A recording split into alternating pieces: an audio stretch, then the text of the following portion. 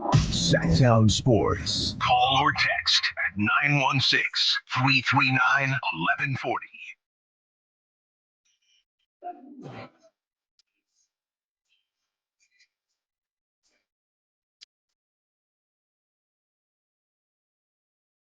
Yes, yes, yes. Allen Stiles here, Sacktown Sports. Hump Day. Wednesday, halfway through the week, or the beginning of halfway through the week. Nate Littlefield behind the glass for us today, taking up to 2 p.m. as always. And man, oh man, we get a little break from the Kings as far as them on the basketball court. They're back in action on Friday, but that doesn't mean that the conversations about the Kings are going to stop here on the home of your Sacramento Kings Beam Team Part 3, if you will. And yesterday, we had some uncomfortable conversations about Keegan Murray, about Kyle Shanahan, about guys that we are looking to take the next step. And today, it's going to be about a guy who hasn't even stepped on the court yet. Now, we've talked about this before. This is in the archives with some interviews that we've done in Las Vegas. There is another archive of a video of me at Public House. The two guys behind the glass right now, Nate and Kyle, were both there, and Nate videoed it when Dalton Knecht's name wasn't called. And my reaction there. Now, there was a video that went viral for us that did make the public cut. But there's another video rolling around, and I wasn't happy. I'm not trying to go full LeBron James on you, but I was not happy. So the uncomfortable conversation today is going to be about one Devin Carter and the expectations placed on Devin Carter when he gets on the court, hopefully sometime in January. The expectations versus the type of player he is. Now, I don't know if any Providence peeps are listening in, and I might not make you happy today. I'm sorry. It's still Friar out here. It's all love. We got to see what he can do. Because I'm looking down in SoCal at what Dalton Knecht is doing, saying, wait, hold on a second. Dalton Knecht is doing this, and the Kings are one of the worst three-point shooting teams in the league? Dalton Knecht is starting on a Lakers team that is firmly in a playoff spot, still early, but he's starting on that team? Basically leapfrogging Rui Hachimura, guys like that. Then I look back to my buddies in Philly, and I know that they stink, but Jared McCain, he's still cooking against NBA players. These are two guys that the Kings had an opportunity to take. Now, I'll give you the Jared McCain thing because, all right, I don't think that they necessarily needed a guard anyway, so we can move on from Jared McCain, who also went a pick in front of Dalton Knecht. But you look at these numbers, the last 5 games, and again, Jared McCain, Tyrese Maxey's out. He's just out there cooking. Go out there and cook, young man. Do what you got to do. Jared McCain, 26 points per game last 5 games, 50% from the field, 44% from three-point range. Dalton Knecht, 20 points per game these last 5 games, 66% from the field, and three-point percentage of 66.7%. The issue is we don't know what we have with Devin Carter yet. We know what he's supposed to be. We know that defense will translate, but we have to see it. So about 10 minutes here, things are going to get real. And we're going to open up the phone lines expeditiously because I know I'm not the only one looking around thinking what's going on here. Now, with that being said, this was supposed to be one of the worst drafts in the history of the NBA. And a lot of the guys that did get drafted, you haven't really heard much about them, whether it's injury. Look, I'm not going to sit here and act like Tejan Salon wasn't one of my top picks, and I literally haven't heard a name about dealing with injury. I don't know what's going on out there in Charlotte, so I'm not going to sit there and act like I'm just some draft guru. But Dalton Knecht and what he's able to do, at the time, it was, hey, the Kings have gone, and I know the Kings have had some rough decisions in the past with drafting college shooters. I get all that. But if you're going to go in a different direction, in a defensive direction, there are some questions about who you decided to take. On top of the fact that he's injured. On top of the fact that you're not getting production from him right now, and we think he's coming back in January. So little less than 10 minutes here, we're really going to dive deep into that situation. But speaking of Devin Carter and why I had some cause to pause from that pick, because the Kings have a guy named Keon Ellis. And when I'm looking at Keon Ellis and what he's been doing, I'm simply asking the question, aren't they kind of the same guy? But we're going to focus on Keon Ellis in a different way. Keon Ellis, I'm not going to give you the name yet, but there is a Celtics player that we're going to go tail the tape. Don't worry, no Netflix buffering, no Tyson Jake Paul, but we got to tail the tape between Keon Ellis and this Celtics player. I have their first 2 seasons, and you should feel really excited about the future of Keon Ellis once I give this. Obviously, first 2 seasons, anything can happen, but we got that too.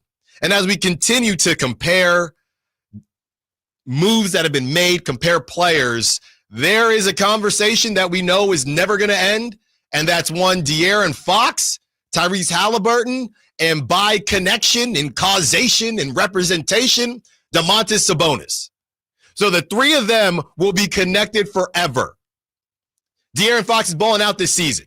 Fox-Haliburton is not. Is it fair for Kings fans to spin the block on all these Kings haters like Brandon Jennings, who clearly, Brandon Jennings might be worse than Gilbert Arenas. That whole show, I really don't understand. And I know we said we were not going to talk about that show anymore, but I do not need to play that audio. I don't understand their hate for Sacramento. I do not understand it. But that's neither here nor there. When you're looking at the decisions that have been made and where the Kings are and who Fox-Haliburton is, you can compare De'Aaron to Tyrese this season, career-wise as well. We have those numbers. And then you can throw in Domantas Sabonis and his 8,000 double-doubles and what that means.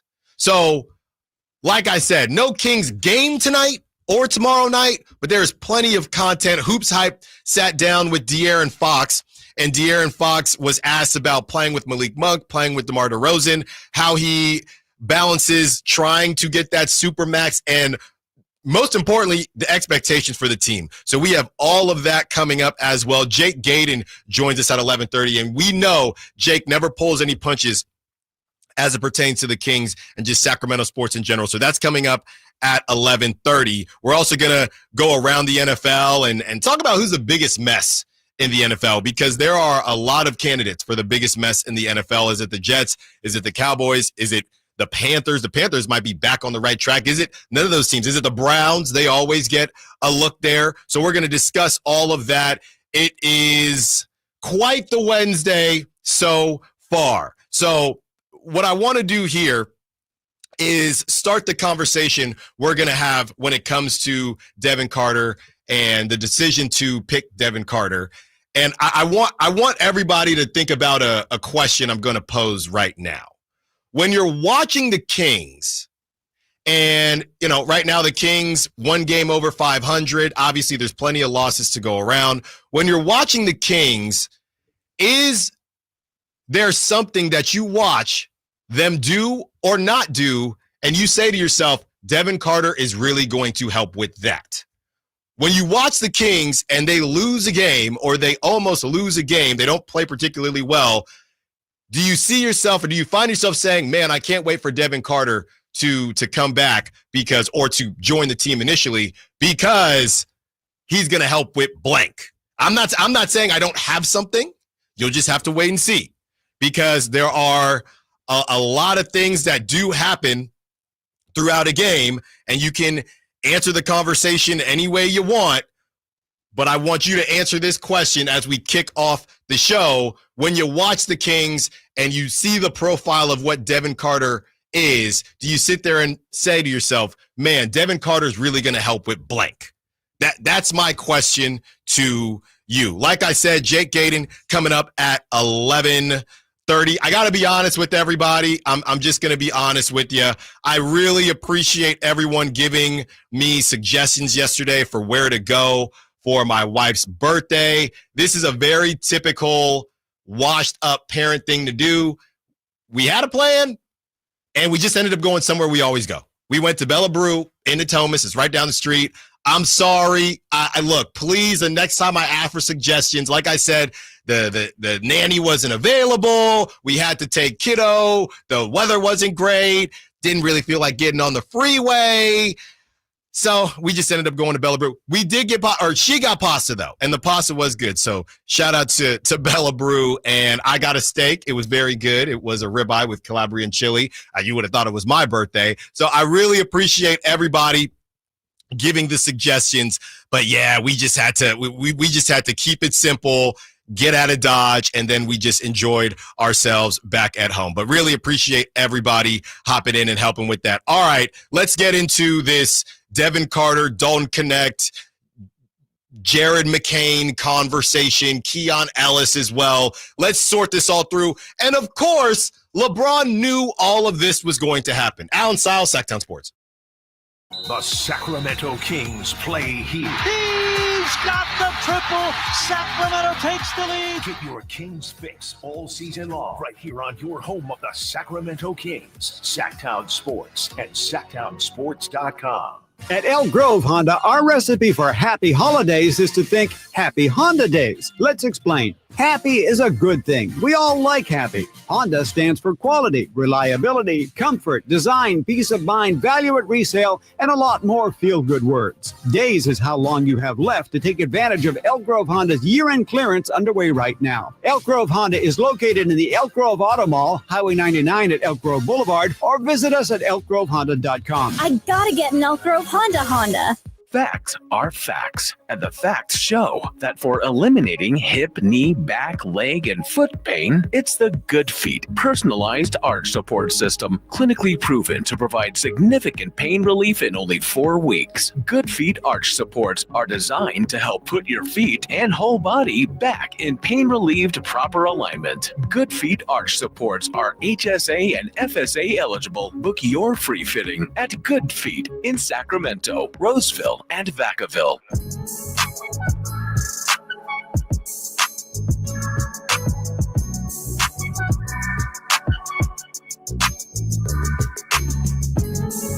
Live and local.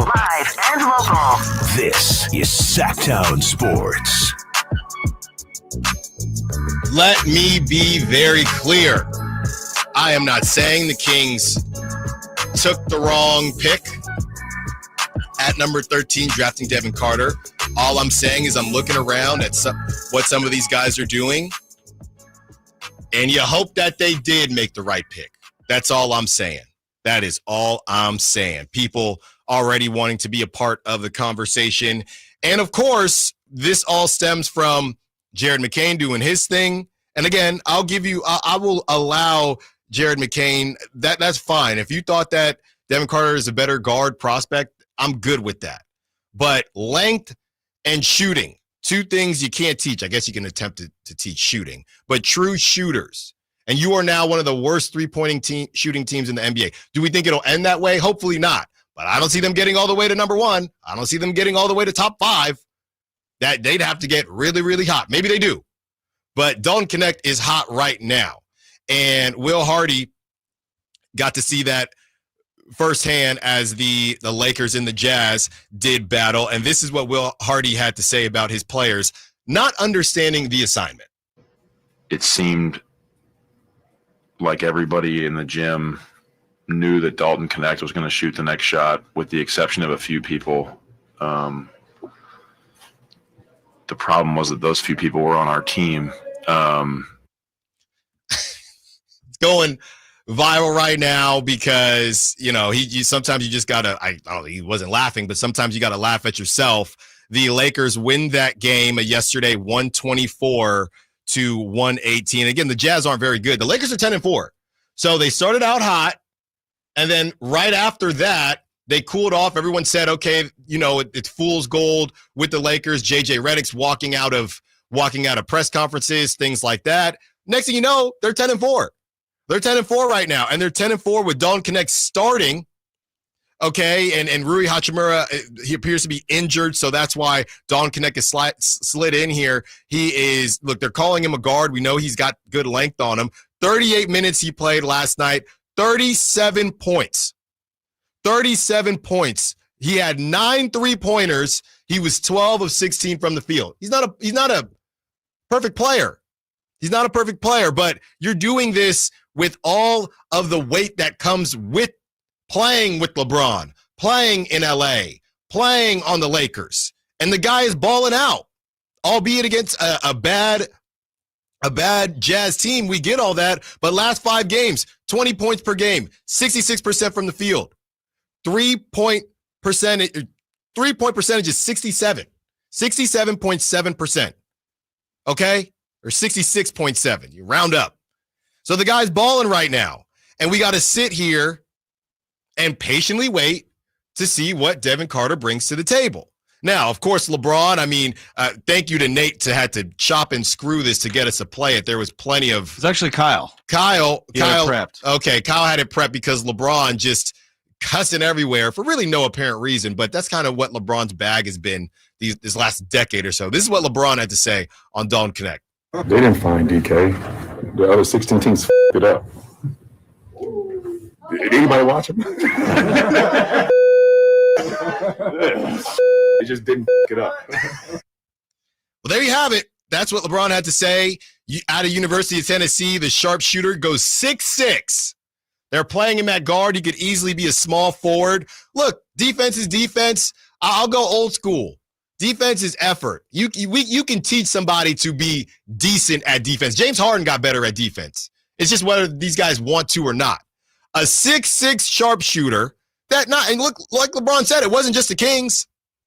Other teams passed on him.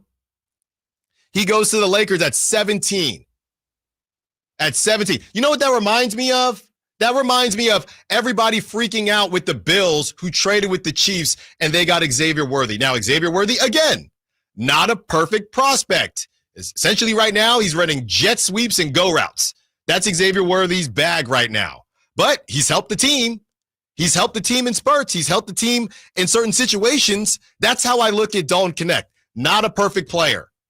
But 2 things you can't teach. A true shooter, not somebody that has improved as a shooter, a true shooter and size. He's 6'6".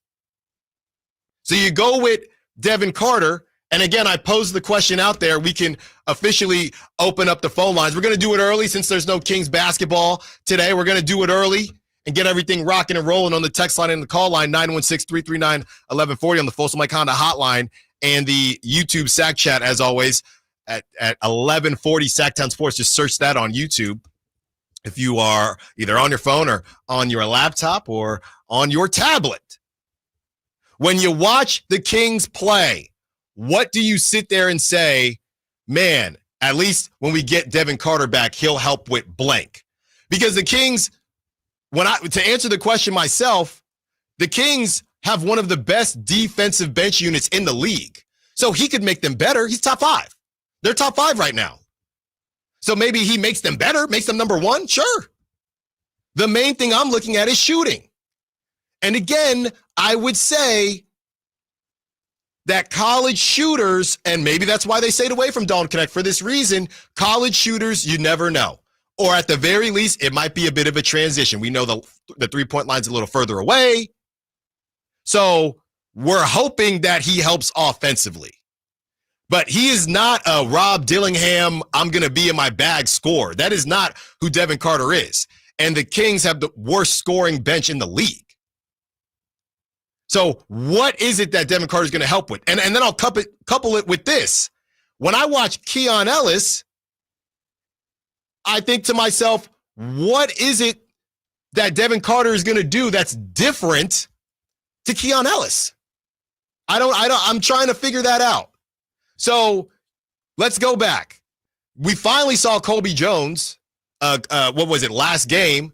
Colby Jones. You got Colby Jones, a guard, Mason Jones, and Colby Jones is supposed to be another defensive guard too. You got Mason Jones, he's supposed to be the sharp shooting guard. So you have those guys who are just still here, right? And still developing, I should say.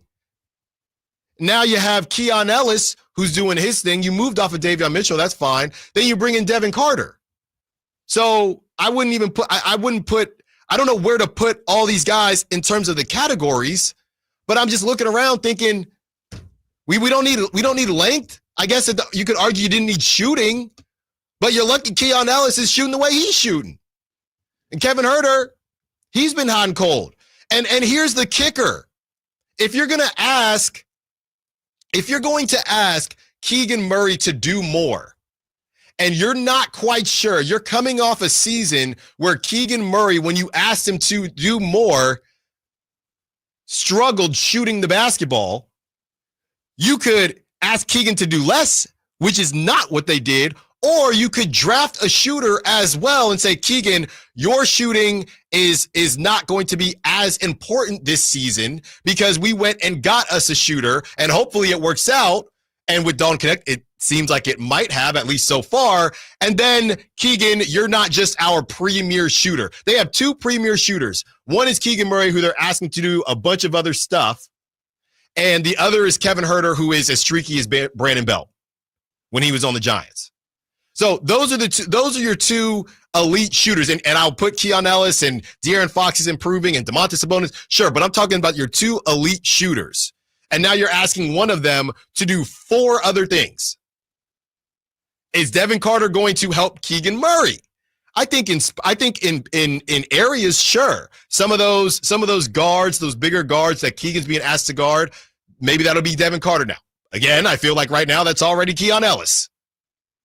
So if this could be the coldest take of all time if Devin Carter comes out and he balls out. But as of right now, we're just waiting and seeing. And every day that these guys, and I'm looking at the draft, it doesn't seem like it was an outstanding draft. You have the guys that the Kings could have taken. Okay, you have Bub Carrington, who got traded to the Wizards. He's out there. They're all just chucking out there. Khalil Ware, he really hasn't done anything for the Heat yet. Jared McCain, Dalton Knecht, they go back-to-back. Tristan Da Silva, he's been in and out. Jacoby Walter, same idea. He's on the Raptors. They stink. So it's not as if, and I know people are scrolling all the way down to Jalen Wells. The Jalen Wells thing, I'm at 39. That's just a home run. I don't have a problem with missing on Jalen Wells because to me, you did your work. Good on the Grizzlies, but that's not one where that one doesn't bother me. By the way, shout out Sonoma State. If you don't know Jalen Wells' story, Jalen Wells was at Sonoma State, and I think this is how the transfer portal should be used. He was at Sonoma State. He balled out. He goes to Washington State, plays some Pac-12 basketball, and he goes in the league. So that's how I really appreciate that story because, hey, you kind of use your D2s as JUCOs at this point, but shout out Jalen Wells, shout out the Seawolves. But as far as this draft is concerned, it's not as if there was a ton of talent. It wasn't supposed to be a good draft. Second round, the Jazz, they get Kyle Filipowski. I think he's looked decent too. So let's continue the conversation. We'll get to the phone lines. We have the Sack Chat and the text line. I'm going to read some of the texts off as we get to all that. And then we're going to transition over to this Haliburton and Fox conversation. Allen Stiles, Sacktown Sports. Trying to find out where to catch your favorite team's games? Are you a fan of the Kings, Niners, and the NFL? Well, Sacktown Sports has you covered. Touchdown! San Francisco! It's all on his shoulders. Fox rocks. He fires for the win. He's got the triple. Catch all your Kings, Niners, and NFL games all year long on Sacktown Sports and SacktownSports.com. Wesley is a truck driver. I drive a truck, and I love what I do. A truck driver with IRS troubles. They told me I owed them $43,000. It got really bad. Quite a few letters in the mail. They were talking about wage garnishment, coming after my house, my car. Yeah, they don't play around. I seriously thought that I was going to lose everything. One sleepless night, Wesley finally made a call to Optima Tax Relief at 2 a.m. Kind of figured I'd get a machine, but I didn't. I actually got to talk to an actual person in the middle of the night. He found just what he was looking for. Oh, they were great people. You need a team of people that know what they're doing. Optima Tax, they know what they're doing. Optima Tax Relief came through with flying colors. I saved an incredible amount of money. Happy don't even come close. I was absolutely overjoyed. Take Wesley's advice. If you're in any kind of trouble with the IRS, call Optima Tax Relief. Don't trust anybody else. Call Optima for a free consultation. Call 800-343-6460. 800-343-6460. 800-343-6460. Optima Tax Relief. Some restrictions apply. For complete details, please visit OptimaTaxRelief.com. Did you know that replacing garage doors is the biggest return on investment homeowners can get on improvements? Jason Ross here, and let me tell you about the Overhead Door Company of Sacramento, a family-owned and operated company with third-generation owners that's been in business for 71 years right here in Sacramento. With new garage doors from Overhead Door Company of Sacramento, you'll not only get the wow factor, but you'll also know that you're working with a well-respected and proven company.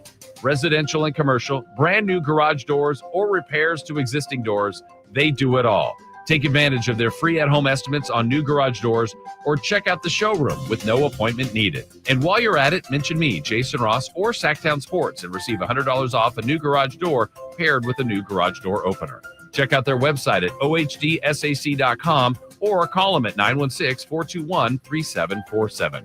Overhead Door Company of Sacramento, the genuine, the original overhead door. Always look for the red ribbon logo. Black Friday savings on now on the all-new 2025 Silverado at Maida Chevy. $8,000 off MSRP after rebates. Every new 2025 half-ton LT, RST, LTZ, and high country in stock at Maida Chevy. Maida Chevy has one of the largest selections of new 2025 Silverados in the Sacramento area. $8,000 off new 2025 Silverado at Maida Chevy. Now that's big, huge. MaidaChevy.com. Together, let's drive. Not available with special financing, leasing, and other offers. Ends 12/1/24. Source internet search 11/2/24. When an overwhelmed injury victim calls Ashton or Price, we immediately remove their legal burden and introduce them to the very best medical care in the region. They focus on their health, and we handle all the rest. When they reach the end of their medical journey and are reunited with happiness and hope, we unleash our decades of legal experience to obtain maximum compensation. We are real, local, experienced litigators and snappy dressers too. Consultation's free, and there's never a fee until we win. Remember, for the best advice, don't think twice. Call Ashton and Price.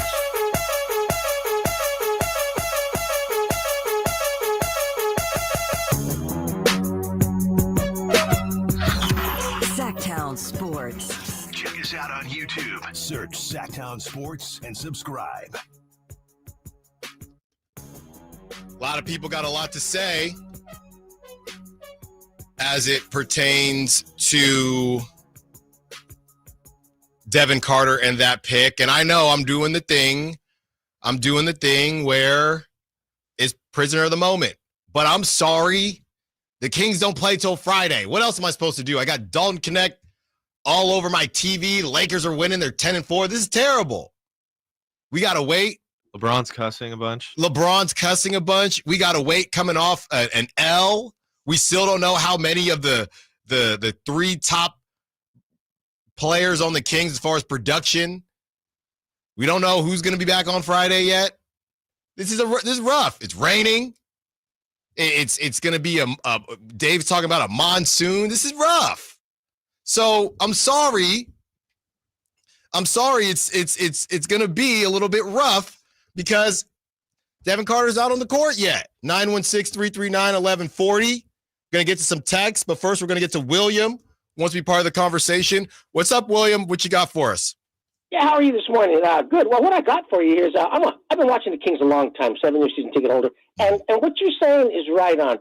You know, before the draft, it was all over the radio that the Kings needed tall, big perimeter defense, and we needed help underneath at the 4 position. They screamed and hollered and cried that Murray was the answer. And I would call in and I would say, Murray is nothing but a glorified swing man. He's great, but he's not an underneath the basket, fight for rebounds, battle within 3 feet. He's not the guy to take weight off of Domas. He just doesn't like to be underneath the basket. That's his game. So, Devin Carter, what, is he tradable? And by the way, the Kings found out he was hurt before they drafted him. Yep. So what is he going to bring? I mean, he should be traded immediately so we can get something for him. Him, Herter, package a deal, and bring some mega 4-man underneath. Then we can go deep into the playoffs. That's what I want to say to you. But at least you're saying the start of it. I like Murray, but you're seeing 3 years of development, and I don't see the physicality that we should be having underneath. And that's what they say after the game on Post-Game Kings, too. So I'm just reiterating now. So thanks for taking my call. Thanks for the call, William. Yeah, great stuff. Love the passion there. Well, the thing about Keegan Murray is his rebounds have been ridiculous this season. So the under the basket stuff, maybe that's more offensive. And by the way, I'm still trying. I was talking to Jay after the show. I'm trying to get Keon Murray on the program to talk about his son Keegan, because he had some things to say about get Keegan in the post more. So there's just a level of, I don't want to say aggressiveness or lack thereof. I don't know how much I'm putting some on Keegan, because you got to be out there. And I know how Mike Brown is, and he talks about in the postgame. We tell Keegan all the time, you got to be more aggressive, okay? But at the same time, they are asking him, if I'm Keegan, what do you want me to focus on? I continue to use the work example. You get all this stuff from your manager. Hey, you need to do this, this, this, and this. What's your first question? Okay, what's the order? What do you want me to work on first? What is most important? I don't know if they've said that to Keegan. So that's the Keegan conversation. As far as trading Devin Carter, it ain't going to happen because I guess it's possible, but that would admit, not that it was a wrong pick, but that they need to go in a different direction. And I don't even know what his value is because of the injury, and nobody's seen him play yet. I guarantee you could trade Dalton Knecht right now. I guarantee you could trade Jared McCain right now, but I don't know what Devin Carter's value is, because he has, I guess if you don't drive a car off the lot, it still has value, but you don't know if it's in a lemon or not. So I don't know what Devin Carter's value is. He could maybe be a sweetener, but I don't think he starts any conversations, and I just don't think they do it.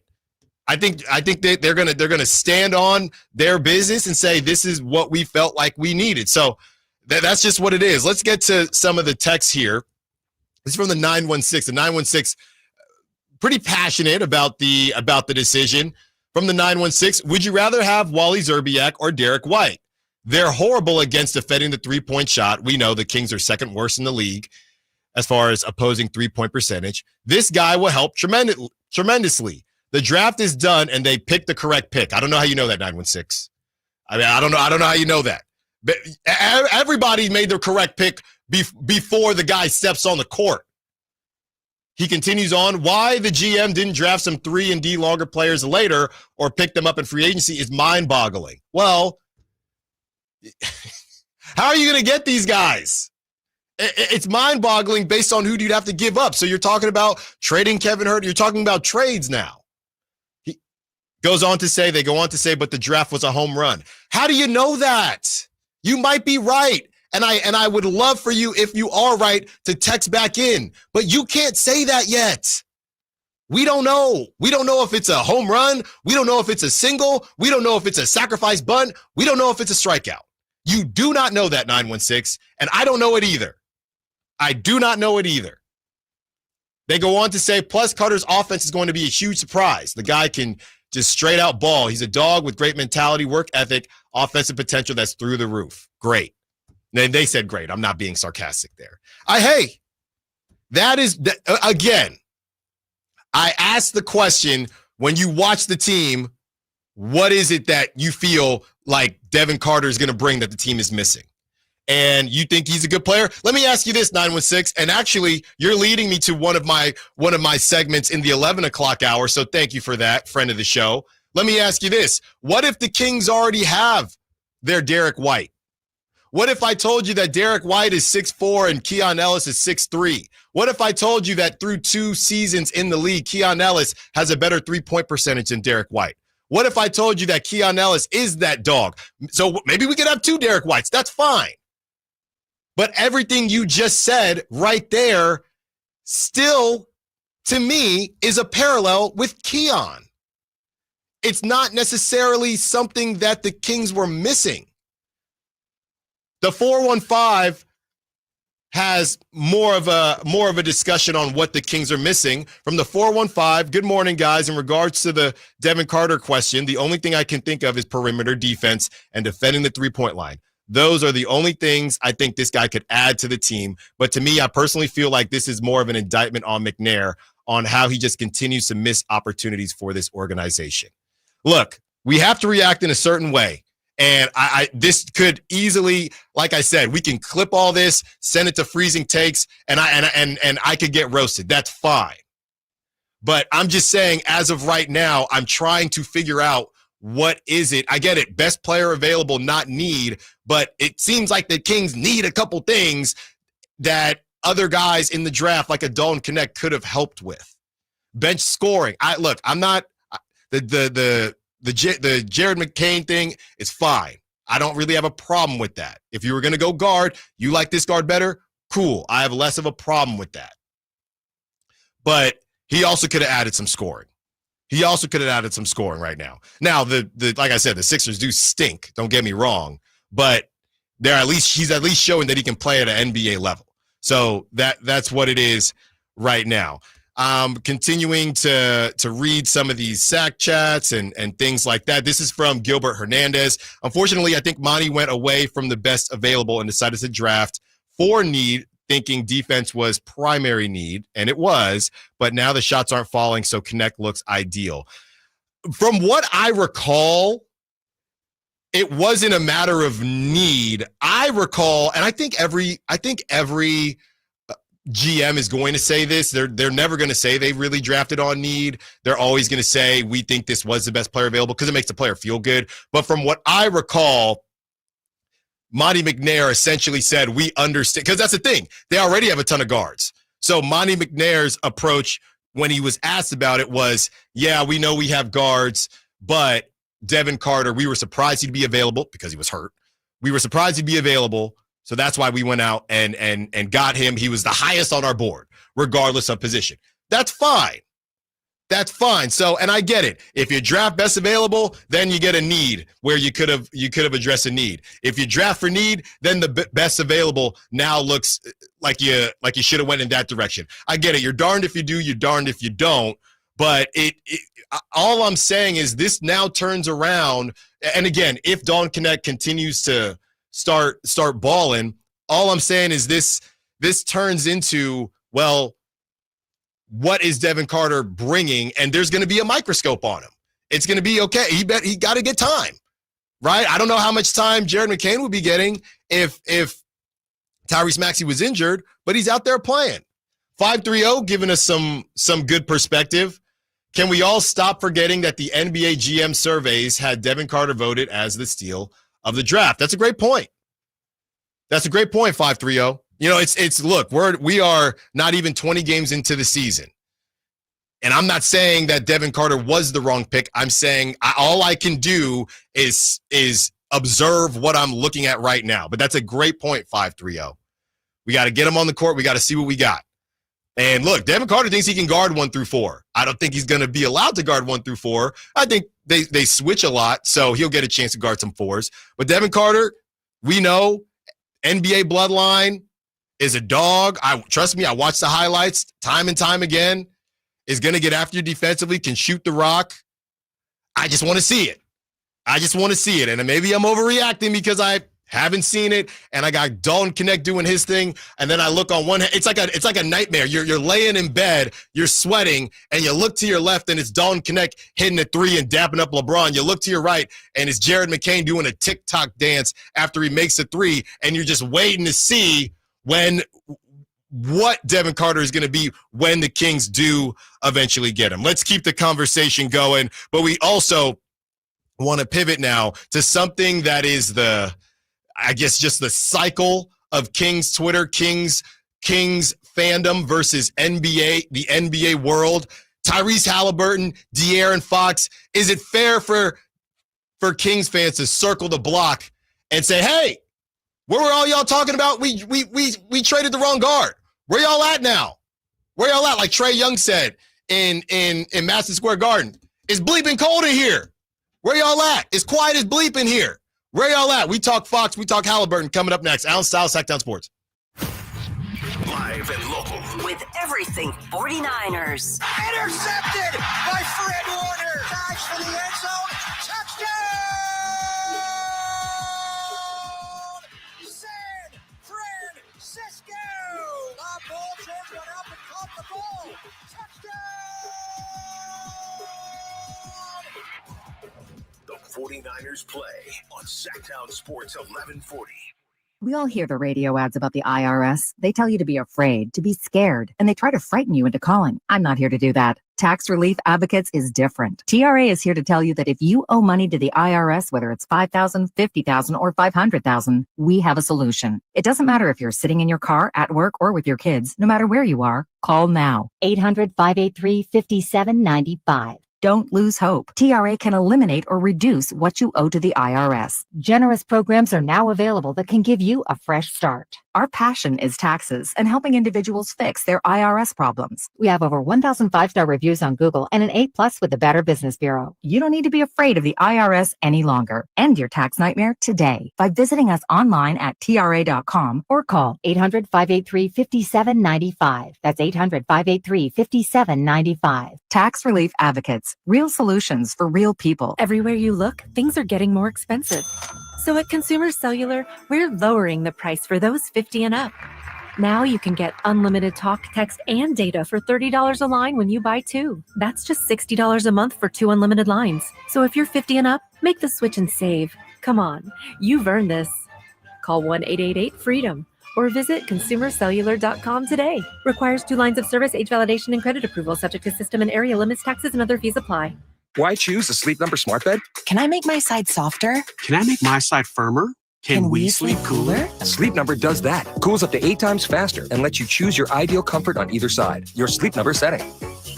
And now, during our Black Friday sale, save 50% on the Sleep Number limited edition smart bed. Plus free home delivery when you add a base. And Cyber Monday.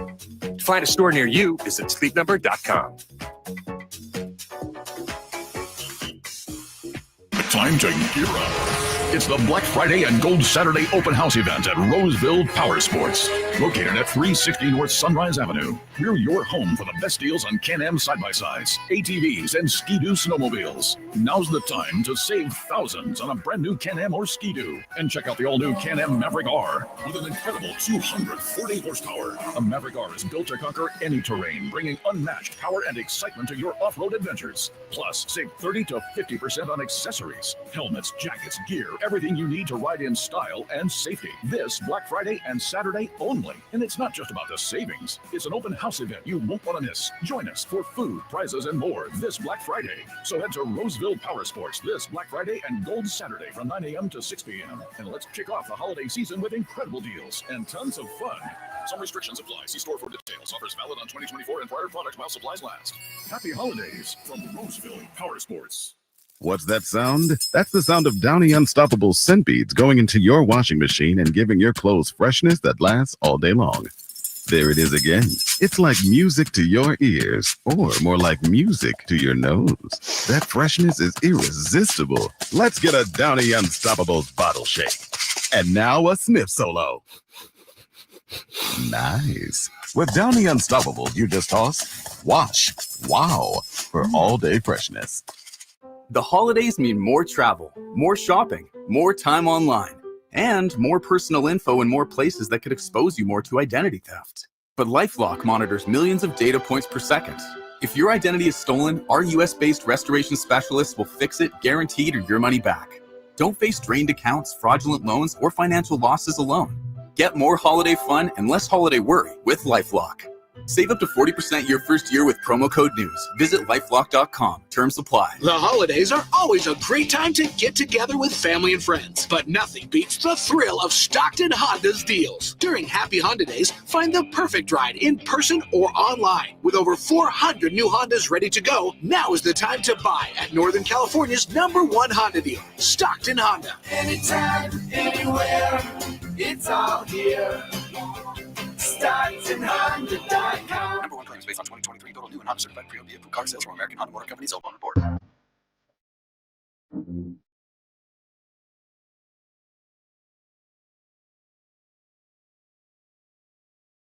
Sacktown Sports. All or text 916-339-1140.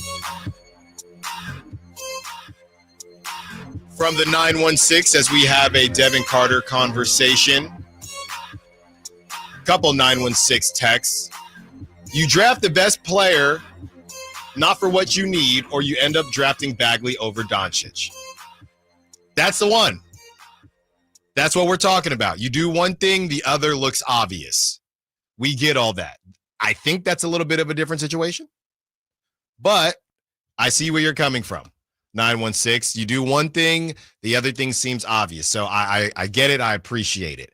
From another 916, if Devin Carter is a pick like Haliburton, a top guard, he can trade him for Fox. Trade him or Fox for a quality big. That's how we got Sabonis.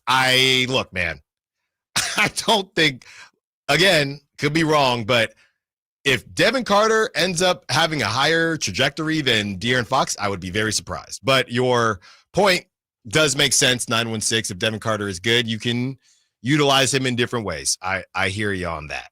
But I don't, talking about him or Fox or whatever the case may be, that's a little bit premature. But he could definitely have enough value over the next year or so to get moved, to get the Kings over the hump. So definitely get it.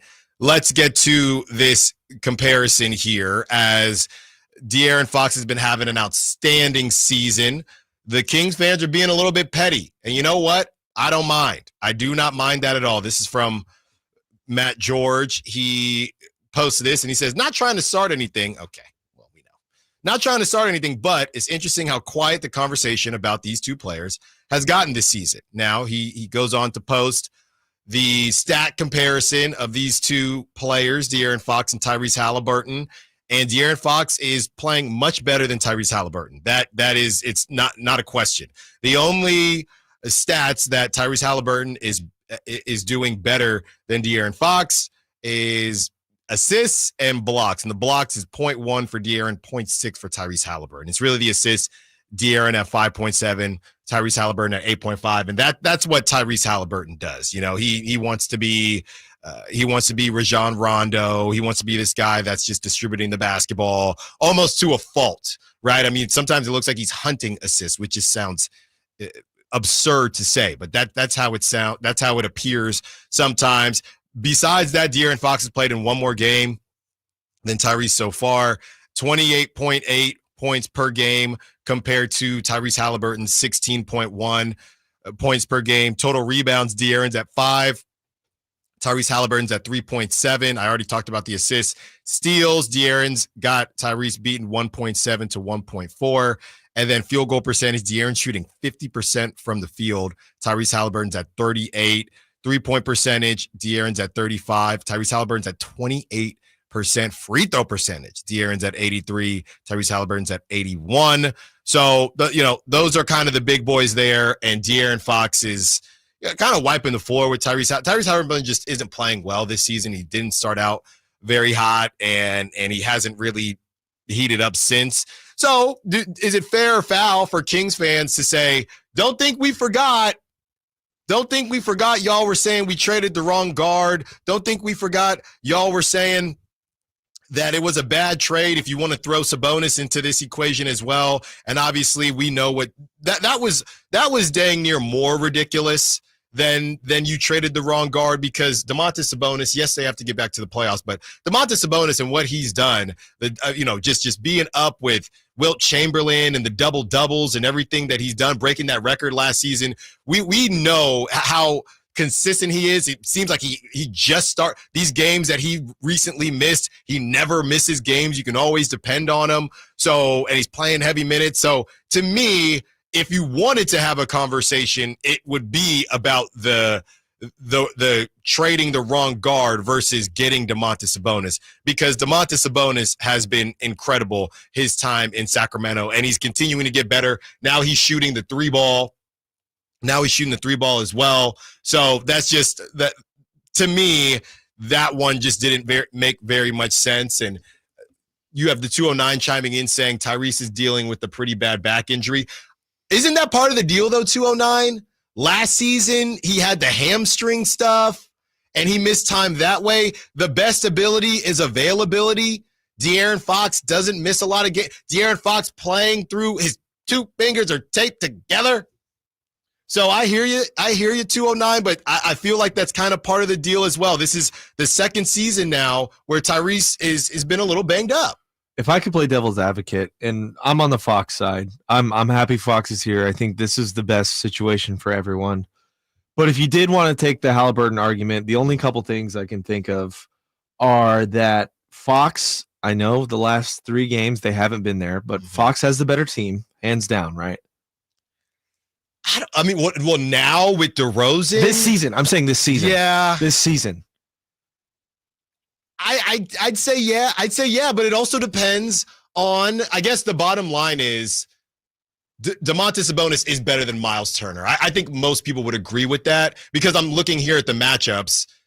Pascal and DeMar, I'd maybe call that a wash. And then if you're calling Tyrese and Fox a wash, I don't know, man. It's tough. The Pacers got some young pieces, but I would give, with DeMar DeRozan, I'd give the Kings the edge. Yes. Okay. The other thing is, and all I'm doing, this is not my opinion. This is just a point I'm bringing up. It's a contract year for Fox. It's a supermax contract year for Fox. Take what you want from that. You know what I mean? Like points. He's trying to run up the stats. Well, maybe. I don't know if that's the case, but that's I'm playing devil's advocate. But to call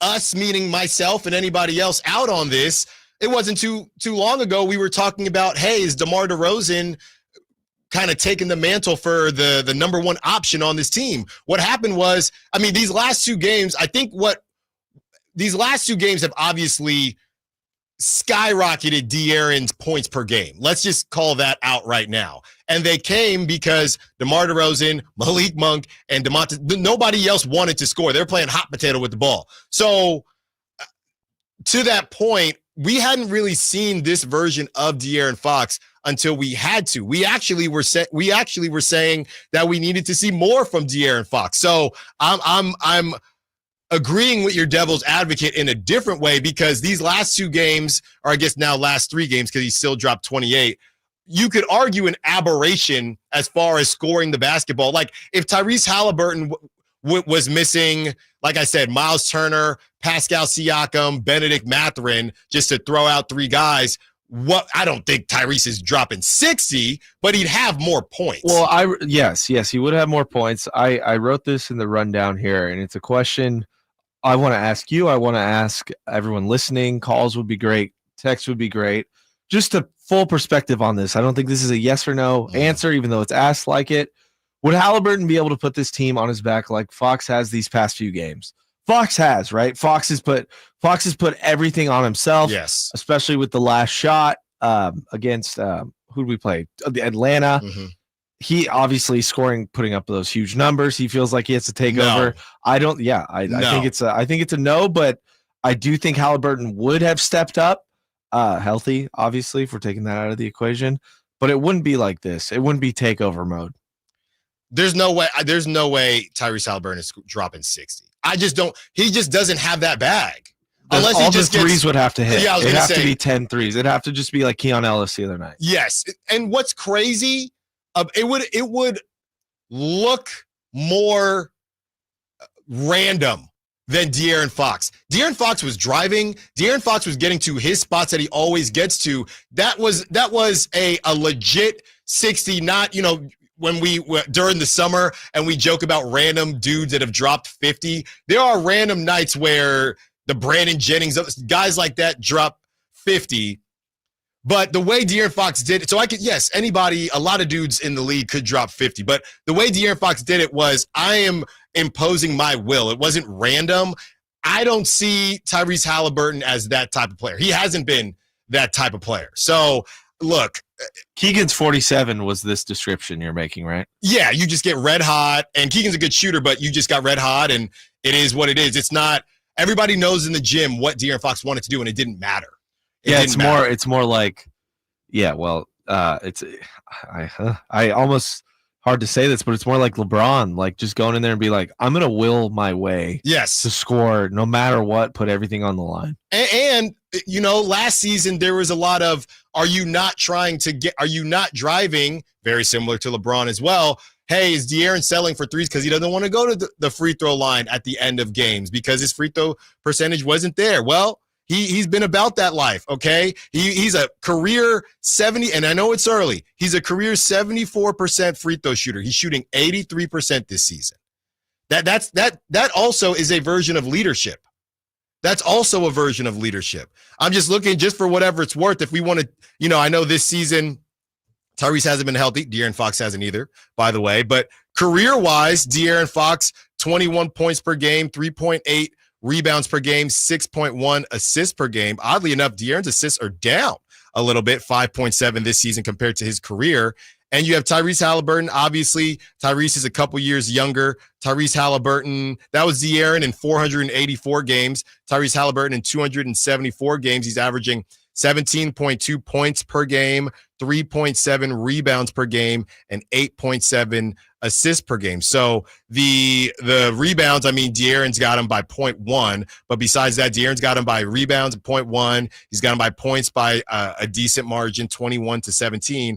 And then you have Tyrese-Haliburton, that's kind of his calling card, who's got De'Aaron by about 3, or by about 2 to 3. So look, it's still early, but the people to bring this whole thing around and whether or not Kings fans should be able to, spin the block a little bit and say, where y'all at? I think it's completely fair. Sacramento and these stupid podcasts just dunking on Sacramento for absolutely no reason.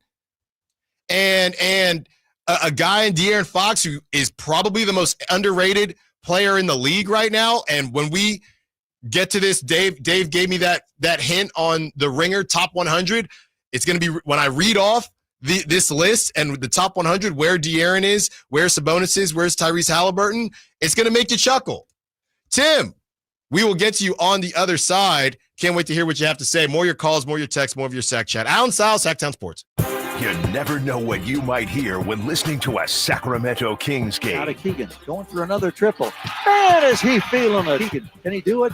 Yes, there's number 11, Keegan Murray. Keegan steps back. He just knocked down his 12th three-pointer, a Kings franchise record. He's got 45 points. Never miss a moment of Sacramento Kings basketball with Sacktown Sports and the Sacktown Sports app. Coach Doug Christie here for your truck headquarters, Folsom Lake Ford. Shop all your favorite models on sale now, like America's best-selling F-Series. Check out a huge selection of Mavericks, F-150s, and Super Duty trucks, or tech-filled SUVs like Explorers and Expeditions, plus a huge selection of Broncos and Bronco Sports. All in stock now at Folsom Lake Ford in the Folsom Auto Mall. Right now, buy any new Ford with zero down on approval of credit. Save big with low interest finance rates. And Folsom Lake Ford always pays top dollar for your trade. Hurry to Folsom Lake Ford in the Folsom Auto Mall, a 6-time Triple Crown winner for sales and service excellence. That's why they are my trusted dealer, and they should be yours too. For 35 years and counting, come down and take a test drive today. Tell them Coach Doug Christie sent you, or shop online at FolsomLakeFord.com. Black Friday is on its way at Fasteners Inc. Tool Outlet, and there's no better place to shop for all your power tools. Low price Makita Bear tools starting at $89, Makita batteries starting at just $49, and many more of the year's hottest deals. November 25th through December 2nd. That's right, one whole week of crazy deals on power tools. So don't forget, our Black Friday sale will be November 25th through December 2nd. Check us out at 6701 Power Inn Road or online at fastenersinc.net. Finally, an easy way to find home improvement contractors. Just visit subcontractorsunited.com and simplify your search for home services professionals. From cabinets to windows, roofing to plumbing, Subcontractors United is an easy, simple way to find and hire a home improvement contractor. And you never have to give up personal information. So no harassing phone calls like you get from those other websites. SubcontractorsUnited.com is sponsored by D&D Cabinets and Savage Design. The sewer system. It's probably the last thing on your mind, and that's okay. Because at the Sacramento Area Sewer District, it's our first priority. As the region's largest sewer utility, we own and maintain thousands of miles of sewer pipe. And our job is to get to your sewer problem before it interrupts your life. So whether you've got a slow drain or a backup, call us first, day or night. The Sacramento Area Sewer District. It's a dirty job, but we're happy to do it. If you've been looking to get into a brand new Jeep, don't wait. Head to Sacramento Chrysler Dodge Jeep Ram because all month it's Black Friday. And there's a reason people keep coming back to Sacramento Chrysler Dodge Jeep Ram because it's the place where a handshake still means something. Off Business 80 across from Hagen Oaks Golf Course, SacSuperstore.com. KHD-KHD1 Sacramento, KYMX HD3 Sacramento. From the Power Business Technology Toshiba Studios. Sacktown Sports, 1140.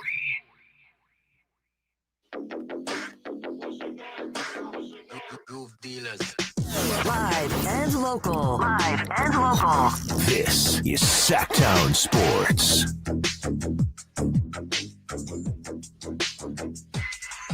Allen Stiles, Sacktown Sports. We have reached the 11 o'clock hour. So you know we're going to keep going hardcore Kings. Got the Kings Roundtable tomorrow. So you don't want to miss that with Frankie Cardicelli and Brendan Nunez. Also, Jake Gayden of CBS joins us. That is coming up at 11:30. So in 30 minutes, you don't want to miss that. Tim, we're about to get to you. But I saw this text, and I got to read it. This text had to say, didn't Haliburton's team just make it to the Eastern Conference Finals? Sabonis does grab a lot of stats and is a solid player, but he basically got outplayed by a journeyman in our one playoff series. Okay, so we're still talking about that one playoff series. Goes on to say, this team hasn't won anything, so are we hunting stats or hunting championships? Well, to your point, 916, did the Pacers win a championship? Because are you hunting playoff runs or championships? By the way, 916, let's not forget here. Who did the Pacers beat to get to it? Right, to get to the Eastern Conference Finals. They beat a Bucks team that was missing Giannis and Damian Lillard. I'm looking here. Damian Lillard missed, I believe, at least 2 games in that series, and they won those 2 games. So, and I get it. Pacers were missing Benedict Mathurin, but let's not act like this. Let's not act like that run. And the one that I'll give them the Knicks. Even though Jalen Brunson was banged up and they had no Julius Randle. But sure, they won. That's fine. Do we think that the Kings don't go on that? Do the Kings go on that same run if they're in the Eastern Conference? I think the Kings could have beat the Bucks with no Giannis and Damian Lillard missing time if they were in the East. This West is a complete mess compared to the East. I think the Kings would have beat that team. Do the Kings beat the Knicks? I don't know. I will give them the Knicks because even though no Julius Randle, the Knicks were rolling and Jalen Brunson was a little banged up, but I'll give them the Knicks. And then they got swept by the Celtics. So I'll give them the Knicks if you want us to, but you finish your text saying hunting stats or championships and they didn't win a championship. So what are we talking about? 916-339-1140. Tim wants to be part of the conversation. What's up, Tim? You're on with Allen Stiles. What you got? Hey, appreciate you guys having me on. First-time caller. Love your guys' show. Been watching the Kings for 42 years. First Kings game was when Arco opened up in '85 at the old Arco. And I just want to share my love-hate relationship with De'Aaron over the years. A lot of times my buddies think I'm a little bit of a De'Aaron hater, but I love the Kings. He's our best player. I love De'Aaron. I'm not a De'Aaron hater, but there's a lot of things I wish he would do, and I think that this year is a perfect chance for him to show us what he can do. And I think it all stems back from back when he turned down the offer. We gave him a good deal, a good extension. He turned it down. I immediately got a little bit upset. Looking back on it, it's understandable why a guy wants to bet on himself. Obviously with the TV deal, he's going to get a more lucrative contract if he waited anyways. But then what happened? He went to work in the off season, hitting up more threes than ever. He came back really in shape, ready to go, scoring more points than ever. But what happened? His shots went up, his assists went down. He's making that max contract if he gets an all-star nod, if he gets an all-pro nod. what happened last year. Everybody says he got snubbed. Well, when the All-Star break happened, the 10th or 11th, something like that, that's the reason, right? And so last year, I would have liked to see Fox shoot maybe 5 shots less, average maybe another three dishes a game. And I think, someone said it, Katie said it last night or a couple nights ago on the telecast. And somebody from the Kings team organization, told them they wanted them to get in the paint. It was something like X amount of times per game. And I think that's the key, is him getting in the paint so he can draw the double and then so he can dish. Right. That'll get less shots per game, more assists, more team basketball. And I think that's what's going to get the Kings to be in a better position by the All-Star break, where he will then get that All-Star nod. Because the only reason why I didn't get it last year is because where we were sitting during the All-Star break. Right. What do you guys thought? Yeah, thanks for the call, Tim. And what Tim is referring to is what they talk about a lot, touching the paint and the spray three. So De'Aaron, you got to get to the paint, and one of the only guys on the team that can do this as efficiently as he does it because of how quick he is, because he can get to the paint, kick it out, and then he sprays it to Kevin Huerter, sprays it to Trey Lyles, sprays it to Keegan Murray, and they get a wide open shot because that defense is pulled in. So we've been seeing De'Aaron do that more. And let's not forget that 60-point night, De'Aaron still had 7 assists, right? I mean, he wasn't even it's not like he didn't pass the rock at all. But yeah, he's going to have to continue to do all that. And really the max contract thing, like I said, he sat down with Hoops Hype. We're about to read some of what he had to say and of course react to it. Him sitting down with Hoops Hype and talking about the supermax, and I'll just get into it right now. Why not? He says this: I don't think about it. He was asked about the supermax. I don't think about it. I go out there and I try to do whatever I can to help my team win. Those things come when they come. Winning solves a lot of problems as well. So I don't go out there thinking about it. I go out there and I play my game. And I think that's pretty much true, right? I've never really seen De'Aaron as a chucker or a stat patter. He tries his darndest to play winning basketball.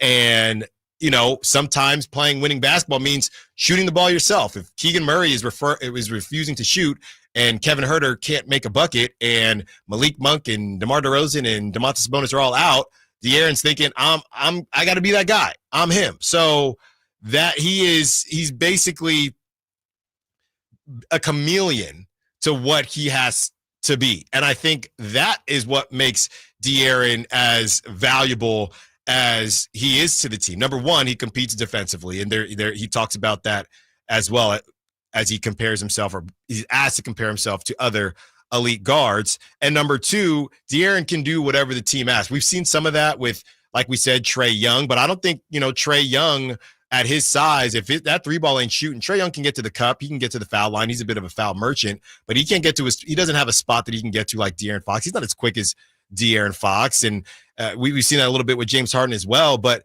these Shai Gilgeous-Alexanders, these Lukas, yes, they are elite, and we're still putting them above De'Aaron Fox. But they play one way. It's a very successful way so far. But maybe Luka's assists or rebounds would be up per game versus the points. But these guys are up. Everybody's got to react to their game. Whereas De'Aaron doesn't really operate that way, maybe to a fault, but De'Aaron doesn't really operate that way. He's more go with the flow. And what we saw these last couple games is De'Aaron realizing I can't go with the flow. I have to be able to give this team whatever it needs. And right now, this team needs me to score at a high level and at a high clip. So maybe that's not the case moving forward once you get these guys back. But it's good to know that De'Aaron he's still, not that he's old, but he's still got the old fastball. I'm going to go out there and I can score high volume. Is that what the team needs today? Cool. Because De'Aaron is a smart basketball player. He also was seeing this as an opportunity, yes, to win basketball games, but he's also seeing this as an opportunity. All right, I know Keegan needs to get going. Let's see if Keegan can get going. I know Kevin Huerter shooting the ball like he did a couple years ago and not like last year is important. Let's see if Kevin Huerter can get going. Trey Lyles, he's one of our number one guys off the bench besides Malik Monk. Let's see if we can get him going. So De'Aaron is a smart enough player. He's not just seeing this game. I guarantee you De'Aaron did not go into that game thinking to drop 60 points. He did not go into the Jazz game thinking to drop 49 points.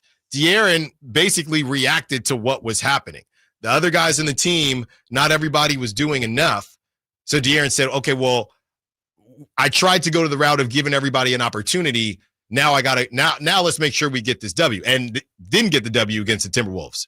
But they wouldn't have been close without De'Aaron. Then everyone would have came back from being down 20 if it wasn't for De'Aaron. So I think one of the things that De'Aaron has that some of these dudes don't have is De'Aaron is a chameleon, and he can kind of change his stripes and change his colors based on what the team needs on a day-to-day basis. Some of these guys, as elite as they may be, they can't do that.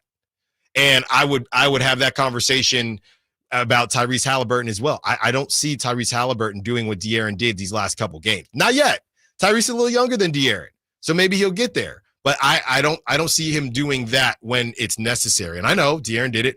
Timberwolves, that was a losing effort. But just the fact that he could rear back to that fastball because he knew he needed to, I don't think there are a lot of guys that can do that and then on the very next night defend one of the best guards on the other team. Then on the very next night, make sure everybody is getting the basketball and being more of that facilitator. So De'Aaron is one of the only guys in the league that can do a lot of different things, and he can get to the cup whenever he wants. He can get to the cup. He can get to his mid-range. He's got the three ball. The three ball has been improving. His free throw shooting is improving, which is huge. That allows him to be more confident in driving the basketball. So all of these things combined together, and by the way, he can get to the paint and spray out those threes whenever he needs to and get his team involved. So he just has a very unique and elite skill set that a lot of these guys have pieces of. And maybe there is somebody that's a better pure scorer than De'Aaron, or there is a better pure passer than De'Aaron. But when you're looking at franchise guys, you're looking at somebody that can do a lot of different things. Now he's got to get this team to the playoffs. And as much as I'm going back and forth with some of the texters about Tyrese Haliburton's run, it doesn't matter. Right? History is not going to remember. I don't even know if the texter remembered that Giannis didn't play in that series. Right? So history is not going to remember that Giannis didn't play and that Dame Lillard missed games. History is going to remember that Tyrese Haliburton took his team to the Eastern Conference Finals. That's it.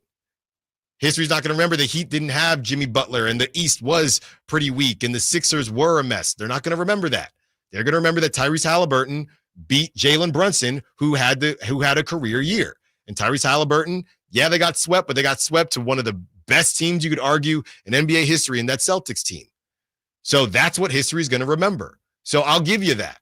De'Aaron's got to get to the playoffs. They have to do it at the playoff level, or they will all continue to be put in this empty calories conversation. Dare I say, Nate, similar to the Miami Dolphins a little bit?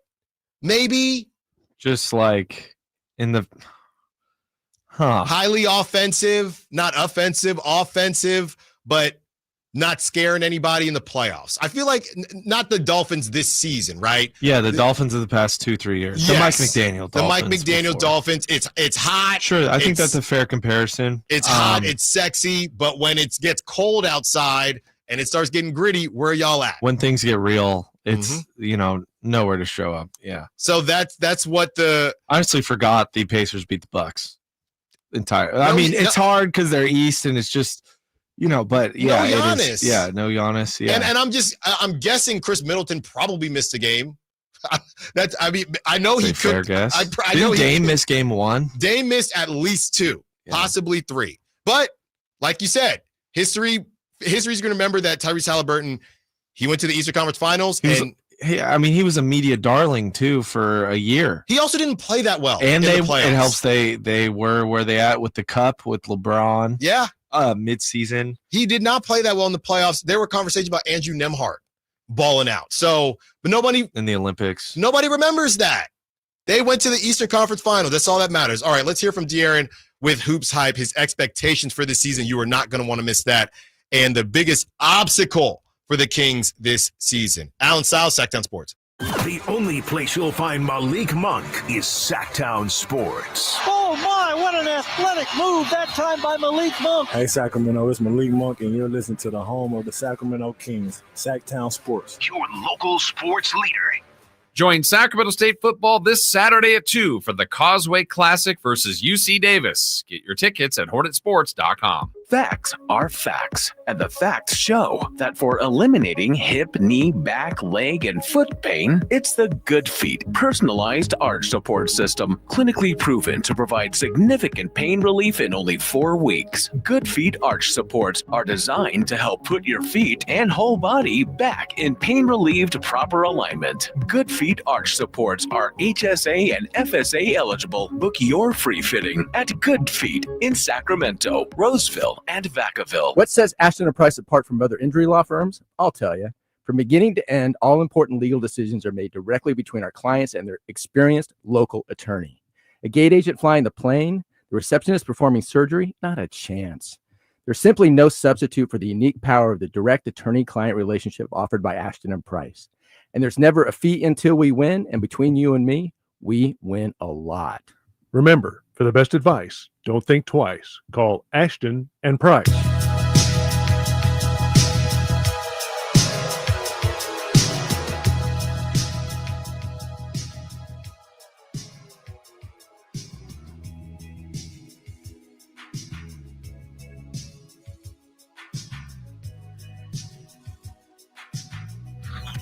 Sacktown Sports. Check us out on YouTube. Search Sacktown Sports and subscribe. First hour flew by as we discussed Devin Carter. If you missed that, you can check it out, Sacktown Sports app, or you can rewind on YouTube. 15 minutes, we will be joined by Jake Gayden, sports reporter, anchor for CBS 13. That is in 15 minutes. We will get Jake's thoughts on Kings and Sacramento sports in general. Jake always has a lot of knowledge on all that is going on. But we get back into this De'Aaron Fox conversation. They asked him a ton of stuff. Hoops Hype did, and one of the questions that I thought was really important that De'Aaron Fox answered was what his expectations were for the Kings. And here is his answer. You definitely want to, quote, you definitely want to keep building. And obviously, last year having 46 wins is nothing to slouch at. But being in the West, that's not enough. So I think a lot of it has to do with winning games that you're supposed to win. And obviously, games that are like evenly split or whatever it may be, you want to try to win as many of those as possible. I think we gave up the most 20-point leads last year. So if we win games that we're supposed to win, we probably have 53, 54 wins rather than 46. So for us, it's really just a lot of it has to do with taking care of business when you're supposed to. Giving up the most 20-point leads last season in the league. I mean, that's brutal, but that's what it feels like. That's what it feels like. You know, there are a lot of games where you're thinking, what is going on? And that's what Tyrese-Haliburton is supposed to help. So, you know, you're rolling through the season now, and you look at what the Kings have done. They've won some games, they've lost some games. They are one game over 500 in 15 games. Based on what De'Aaron Fox is talking about, based on what De'Aaron Fox is referencing, taking care of business and winning the games that you're supposed to win. Have the Kings been taking care of business so far? And if you ask me, I guess the answer is more yes than no. But if you're sitting at 88-7 and you look and you see, well, you had everybody and you lost to that Spurs team and you lose to that Raptors team. You've lost to the Clippers twice. So I want to say yes, just because it's looked better and there have been a lot of close games. But I think the reality is no, not really. I think it could be worse, but I also think it could be better. It's not like they lost to that Jazz team. They didn't lose to the Blazers. But are they doing what De'Aaron said they had to do? There are some bad losses. Not terrible, but there are some bad losses in there as well. De'Aaron was also asked about the biggest obstacle this season. This is what he had to say. I think a lot of it has to do with health and some things that you can't control, which is funny he said that. with what's going on right now. So just being able to stay healthy and continue to build our chemistry and then focus on the defensive end. I think whenever we're able to get stops and hold teams to a low percentage of shooting, I think we give ourselves a much better chance to win. Well, you got to start doing that from the 3-point range because teams have been shooting the ball very well against the Sacramento Kings right now. And the whole thing about the health situation is De'Aaron makes a great point to build chemistry. The issue with these injuries isn't simply that these dudes aren't on the court for their production. They're also still trying to figure out who they are and who the team is going to be now to build that chemistry. So these are games where each game you're learning more about each other. Each game De'Aaron is learning, all right, DeMar DeRozan likes to do this here. Each game DeMar DeRozan is learning, okay, Sabonis likes to do this here. And you throw Malik Monk into that mix coming off the bench. So these are games where each game that they miss, they are missing out. Again, obviously just playing and the opportunity to win and be at full strength, but also the chemistry that they're trying to build to finally get this finished product. Because you look at where they're at right now, 15 games in, you're going to blink, there'll be 20, then 25, then 30. When is it that we hope we will see this Kings team as a finished product or very close to a finished product?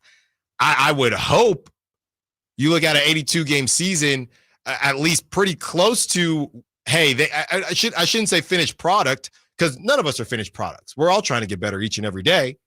But as far as the improvement and who they believe, their identity, how much closer will they be to their identity? Because you get 30 games. So in 15 games, to me, you get 30 games into the season, you should kind of know what your identity is. So you got to get healthy. You got to get these guys back on the court and go from there. You don't know your identity. So then what? 40 games? So you're halfway through the season and now you figured out your identity? Maybe that'll work. But you move any further, now you're more than halfway past the season. You're still trying to figure out your identity. So that's the biggest thing with these guys missing time. And obviously it's not a ton of time, but it's not just the fact that they're not on the court from a production standpoint. It's also the fact that from a chemistry standpoint, they're not building anything because they're not there together. So that's a part of this as well. You got to get back on the court. You got to get healthy. And again, circling back to Devin Carter from the defensive end. Hopefully you get him in January and he can help. You got to improve either way, but you find a way to be better guarding the perimeter and not letting dudes shoot the you-know-what out of the ball and really put you in a bad position to where you're scurrying. And maybe that's even in part why they're not shooting well. There's always, you're shooting with pressure. The other team can't miss. You got to match them, especially now where this is the worst season for the Kings to be this bad guarding the three-point line because they're not shooting as many threes and they're not making the threes. So they got to put this thing together, and it all starts on Friday. All right, Gayden helps us put it together. On the other side, we are joined by the sports reporter from CBS 13 when we return. Allen Stiles, Sacktown Sports. The NFL's leading rusher plays here. And a handoff to McCaffrey, walks in the end zone. Handoff to McCaffrey, takes it right down to the goal line.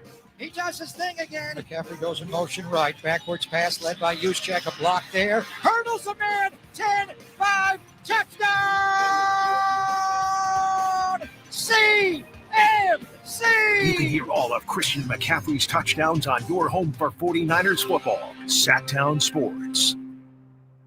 DC here, and if you've been thinking about a new car, you gotta see my friends at Folsom Lake Kia. You can always count on low payments and zero down deals with approved credit. Folsom Lake Kia, over 25 years, right here in Folsom. Why choose a Sleep Number smart bed? Can I make my side softer? Can I make my side firmer? Can we sleep cooler? Sleep Number does that. Cools up to 8 times faster and lets you choose your ideal comfort on either side. Your Sleep Number setting. And now, during our Black Friday sale, save 50% on the Sleep Number limited edition smart bed. Plus free home delivery when you add a base. And Cyber Monday. To find a store near you, visit sleepnumber.com.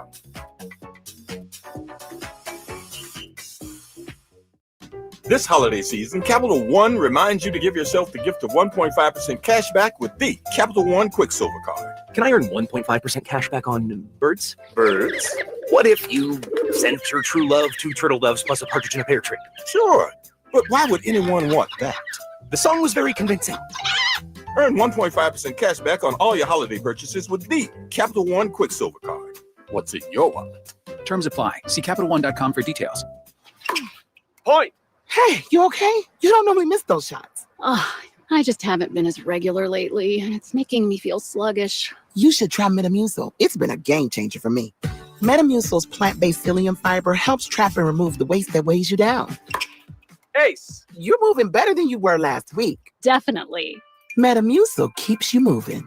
These statements have not been evaluated by the Food and Drug Administration. This product is not intended to diagnose, treat, cure, or prevent any disease. Learn more at metamucil.com. Uma. What was that? That is business phone bliss with the Uma Cloud phone system. It handles all our voice, video, and messaging needs. You sound very calm. I am. Uma has everything I need to run my business more efficiently, like virtual receptionist, call routing, and video conferencing. And it starts at just $19.95 per month per user, plus taxes and fees. Uma. Nice. Find your business comm at uma.com/radio. At the law offices of Dale R. Gomes, we understand that when you're facing a crisis, you need more than just a lawyer. You need a team. Our dedicated attorneys work together, combining decades of experience to guide you through personal injury or criminal defense matters with care and expertise. We're committed to supporting you every step of the way, ensuring your voice is heard and your rights are protected. With offices in Sacramento and El Dorado County, reach out to the law offices of Dale R. Gomes today, 916-999-9033, or online at dalegomslaw.com. The holidays are always a great time to get together with family and friends, but nothing beats the thrill of Stockton Honda's deals. During Happy Honda Days, find the perfect ride in person or online. With over 400 new Hondas ready to go, now is the time to buy at Northern California's #1 Honda dealer, Stockton Honda. Anytime, anywhere, it's all here. StocktonHonda.com. #1 claims based on 2023 total new and Honda certified pre-owned vehicle car sales from American Honda Motor Company. Sold on report. Thunder, feel the thunder. It ignites something inside of you. Lightning and the thunder. Sets alight an elevated state of being. Days are pure exhilaration. And the nights, they're simply electric. See it, hear it, feel it. Thunder, feel the thunder. Lightning and the thunder. Thunder Valley Casino Resort. Feel the thunder. Hey, it's Carmichael Dave for American Energy Heating and Air with a question. Have you recently had a technician diagnose your HVAC system and you were a bit surprised at how much it cost? Or did something seem off about their quote? Because at American Energy, they take pride in giving you honest, straightforward solutions to get that system up and running. Have their qualified technicians come out and give you a free second opinion. It's free. You got nothing to lose but some dollars off of that original quote. They're making the uncomfortable comfortable. They've been doing it since 1981, serving the greater Sacramento area. A+ with the Better Business Bureau. That's why they keep having customers coming back for more and more and more. You can call them and set that appointment at 916-520-9990. That's 916-520-9990 or AmericanEnergyAir.com. Call 916-520-9990 now. Join Sacramento State football this Saturday at 2 for the Causeway Classic versus UC Davis. Get your tickets at HornetSports.com.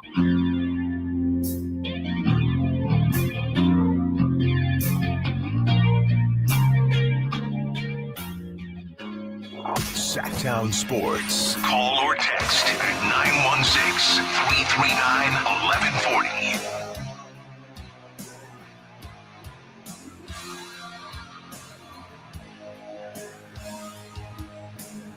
916 this is Mark, is a Kings and Dolphins fan. They said they liked the comparison between the Kings and the Dolphins, but they do say they're a Haliburton fan as well, so they don't think they would have made the trade, period, which is that's a take two. That's a fine take two, because look, maybe we see more of the De'Aaron that we've seen these last couple nights with Tyrese Haliburton, where Tyrese Haliburton is just a distributor, right? Look, it ain't a matter of having too many guards because the Kings got 18 guards right now. So Tyrese Haliburton doesn't have to worry about scoring, and De'Aaron could maybe be more of a score-heavy guard. So thank you for that, Mark from the 916. We're now joined from Jake Gayden from the CBS 13. Jake Gayden, thank you for joining us, man. What's up, Alan? How you doing, my guy? I'm good. Look, I know, you've spent a lot of time. You're an East Coast dude. Jake, I spent time in Philly. You know that. So the rain shouldn't bother me. It's not nearly as cold as it is back east, but I hate this, Jake. I hate it so much. Help me get through the rain, Jake. It's gonna get better, my friend. All right. The reason we all moved to California is to get the sunshine every single day of the year. Unfortunately, a couple days of the year we got to deal with this. For me, though, Alan, I'd rather have snow than rain. Just something about it being cold inside.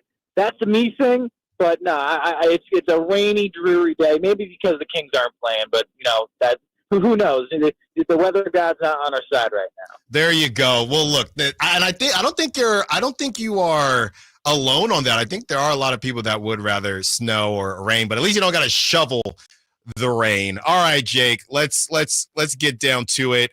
I'm checking in with you. I know we had you on a little bit before the season started. We're 15 games into the Kings season.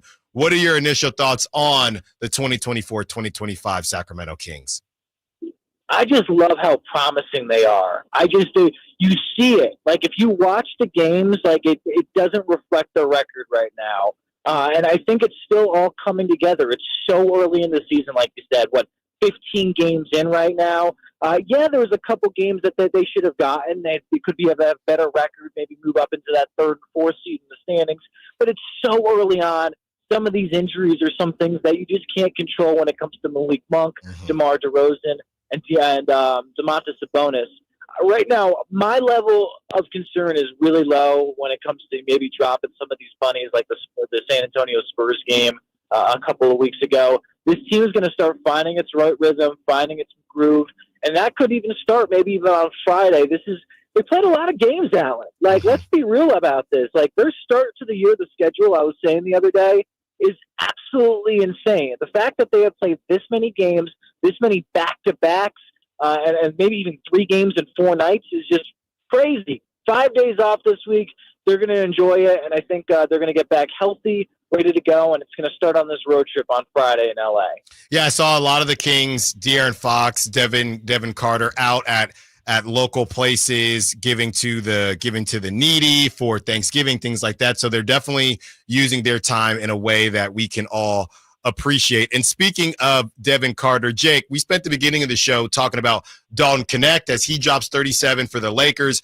Jared McCain's been balling out for the Sixers, even though they stink. You were one of the only guys from Sacramento media that was out there for the draft, and you got the first interview, if I'm not mistaken, with Devin Carter. Can you just hit the rewind button and help us all, remind us the type of guy that we're getting with Devin Carter? As Jake, I'm having nightmares here as I really wanted Dalton Knecht, and they said Devin Carter, and I taught myself to be okay with it. Now I'm getting these flashbacks. What did you hear from Devin Carter, and what's the aura that you felt from him when you talked to him on draft night?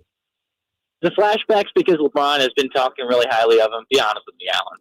That's the reason why. He's balling. I mean, look, he's balling. Dalton's balling, but LeBron the is. Utah Jazz didn't guard him last night. But Jake, Utah Jazz, the whole arena knew he was going to shoot. But Jake, aside from the Utah Jazz players on the floor, I know that's what the coach said. I know, but I'm saying what Coach Will Hardy said. But I'm saying it's not. LeBron said we didn't even do the right thing. 16 other teams bleeped up.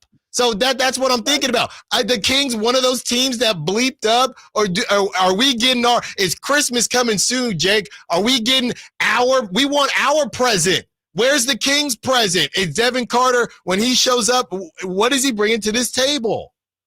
I think Devin Carter is going to be one of the best point guards or guards that you're going to see out of this class this year. Jared McCain's going to be up there. He's been doing really well in Philadelphia, the Sacramento kid.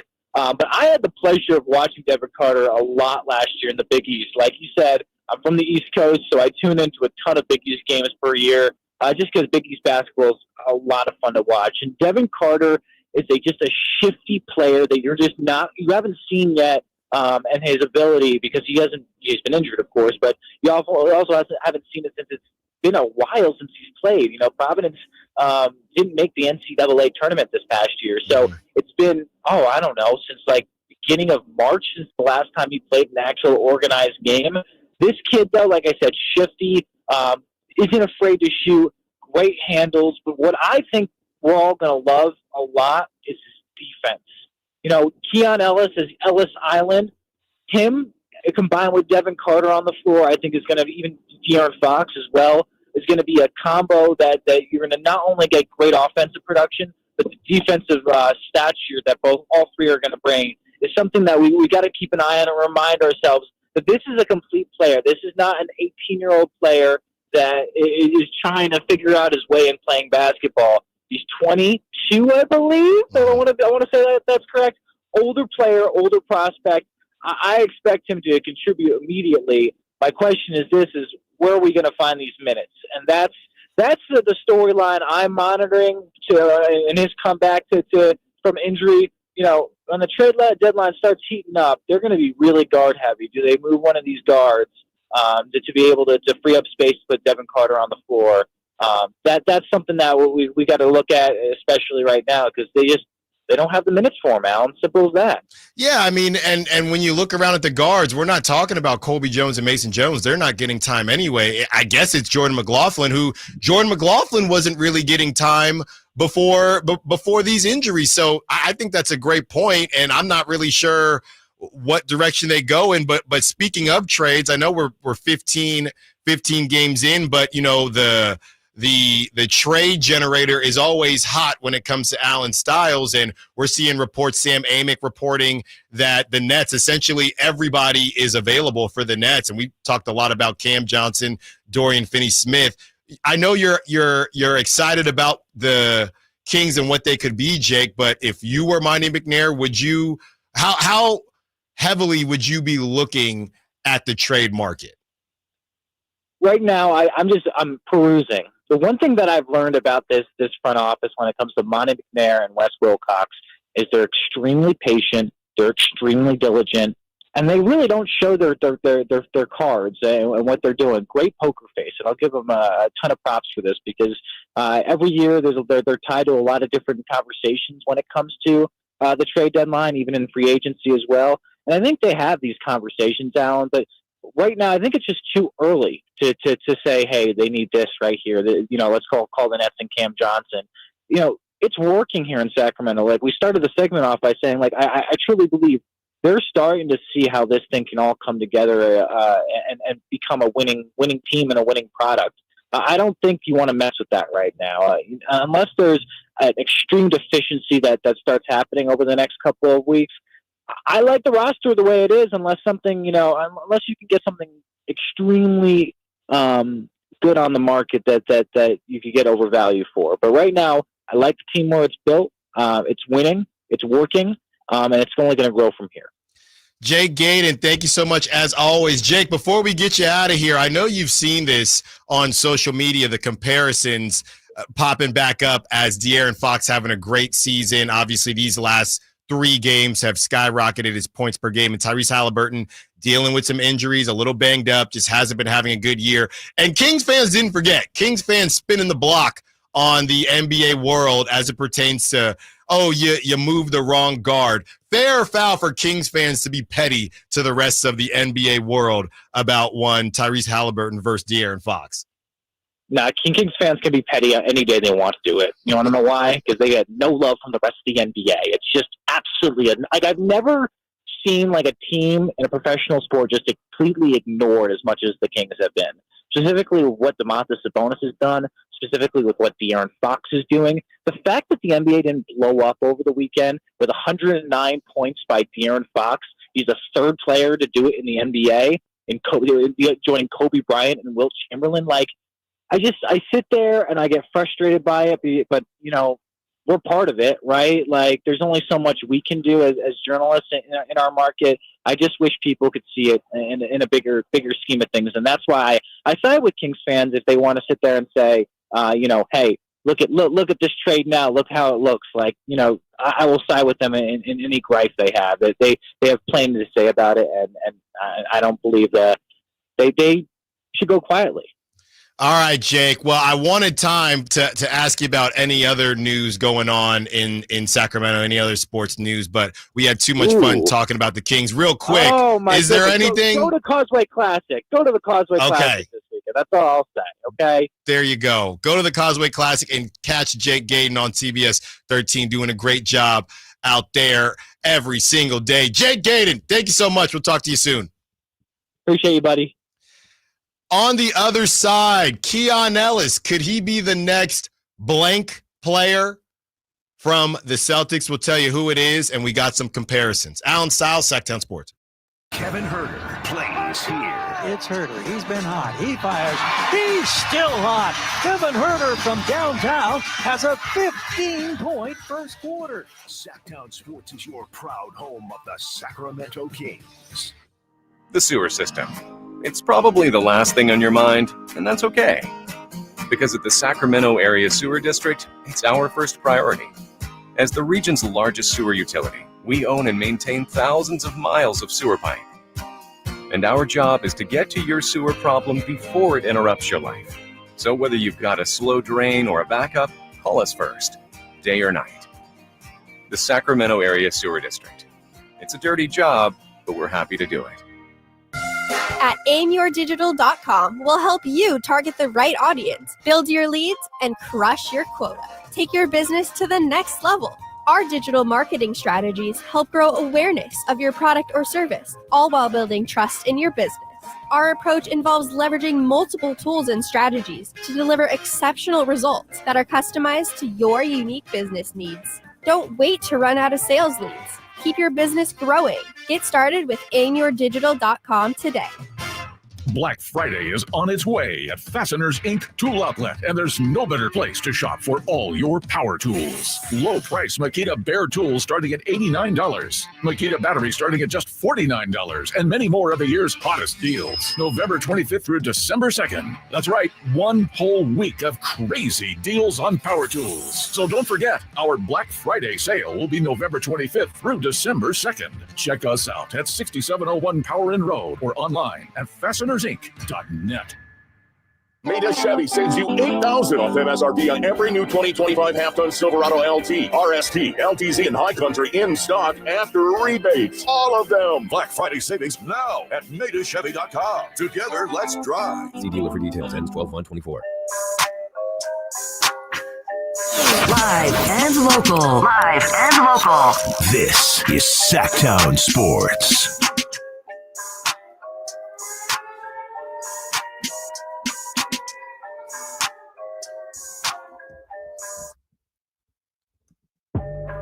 Allen Stiles, I always got to let the beat drop. Allen Stiles, Sacktown Sports, taking you up to 2 p.m.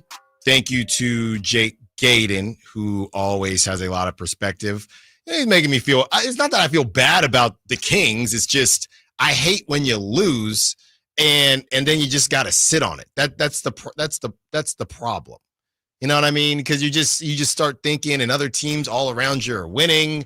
It's just, I'm glad the Kings are getting this rest, but that things can snowball very quickly, and things have escalated very quickly as it pertains to Keon Ellis. Now, earlier on the text line, when we were having that conversation about Devin Carter and who he could be for this team, somebody mentioned Derek White. Now, Derek White is the hot pick for every, let's be honest, every defensive player that you hope will eventually be able to shoot. Okay, Derek White, he was on the Spurs. He wasn't a starter, Derek White. He exploded onto the scene. Now he is one of the biggest contributors on the championship Celtics team, signed a huge contract. Derek White is a stud. He's a baller. So now he's used. It's just like every big quarterback that can run and isn't very accurate is Josh Allen, or the hope is that he's Josh Allen. But there's only one Josh Allen. So I saw at one point Bronny, who is 6'2" to Derek White 6'4", was being compared to Derek White. Derek White we all wanted Derek White.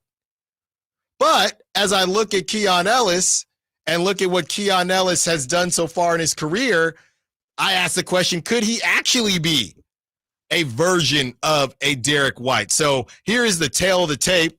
Derek White goes 6'4", with a wingspan of 6'7.5". Now, I've seen a couple things, but about Keon Ellis, and I know there's shoes, no shoes, so maybe something is off by a quarter of an inch or whatever it is. Keon Ellis, this is from NBA.com during the draft. Measured, standing 6'4" with the skinny. Dang, Keon Ellis was 167 pounds during that draft. I believe there's no way I know he's bigger now.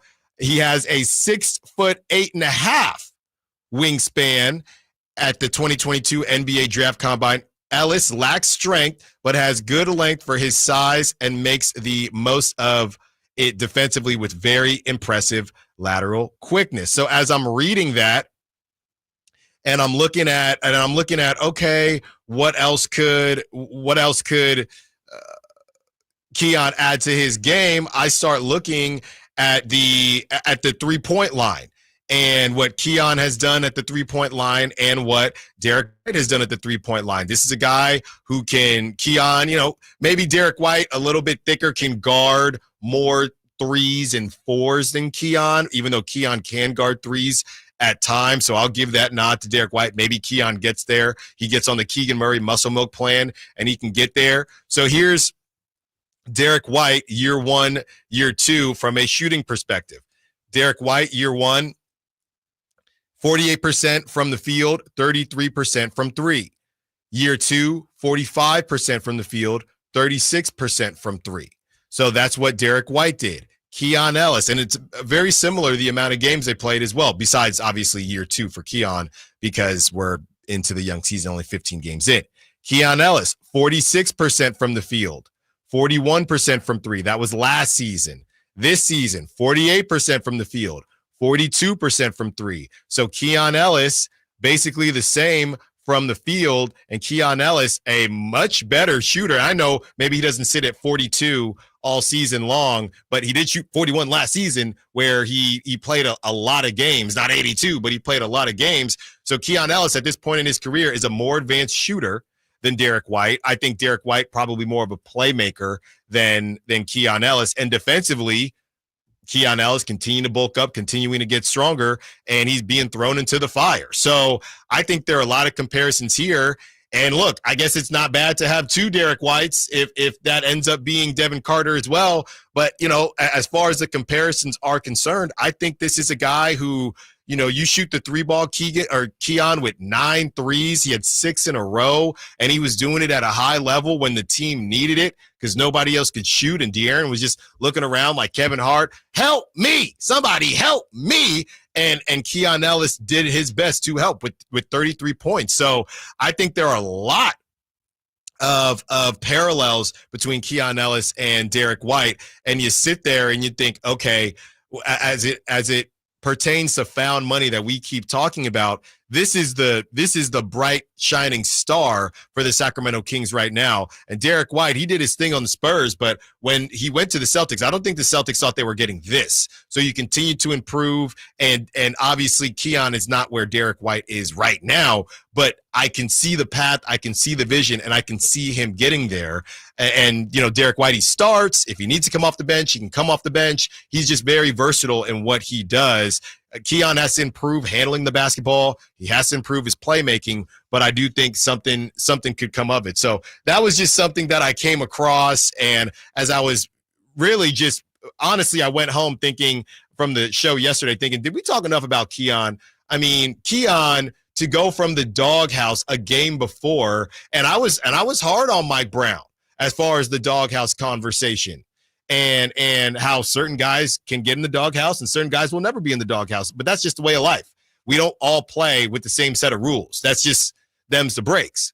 But for Keon, and I guess kudos to Mike Brown for having the pulse of his team and understanding, there may be some guys that can't handle the doghouse or they don't react the right way. Mike Brown, I believe he's a player's coach, and he understood, I'm going to make it very obvious to Keon and to everybody that pays attention to Sacramento Kings basketball that, yeah, Keon is, I don't want to say in trouble or being reprimanded, but Keon is we are reminding Keon that you need to do certain things or you won't be on the court. Now, I would maybe call Coach Brown's bluff a little bit, because even if Keon didn't make 9 threes the next game, I don't think you're playing Mason Jones that much.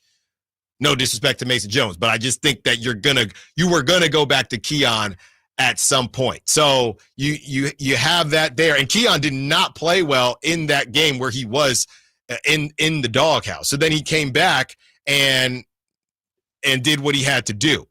So that was something I felt like needed to be touched on even more.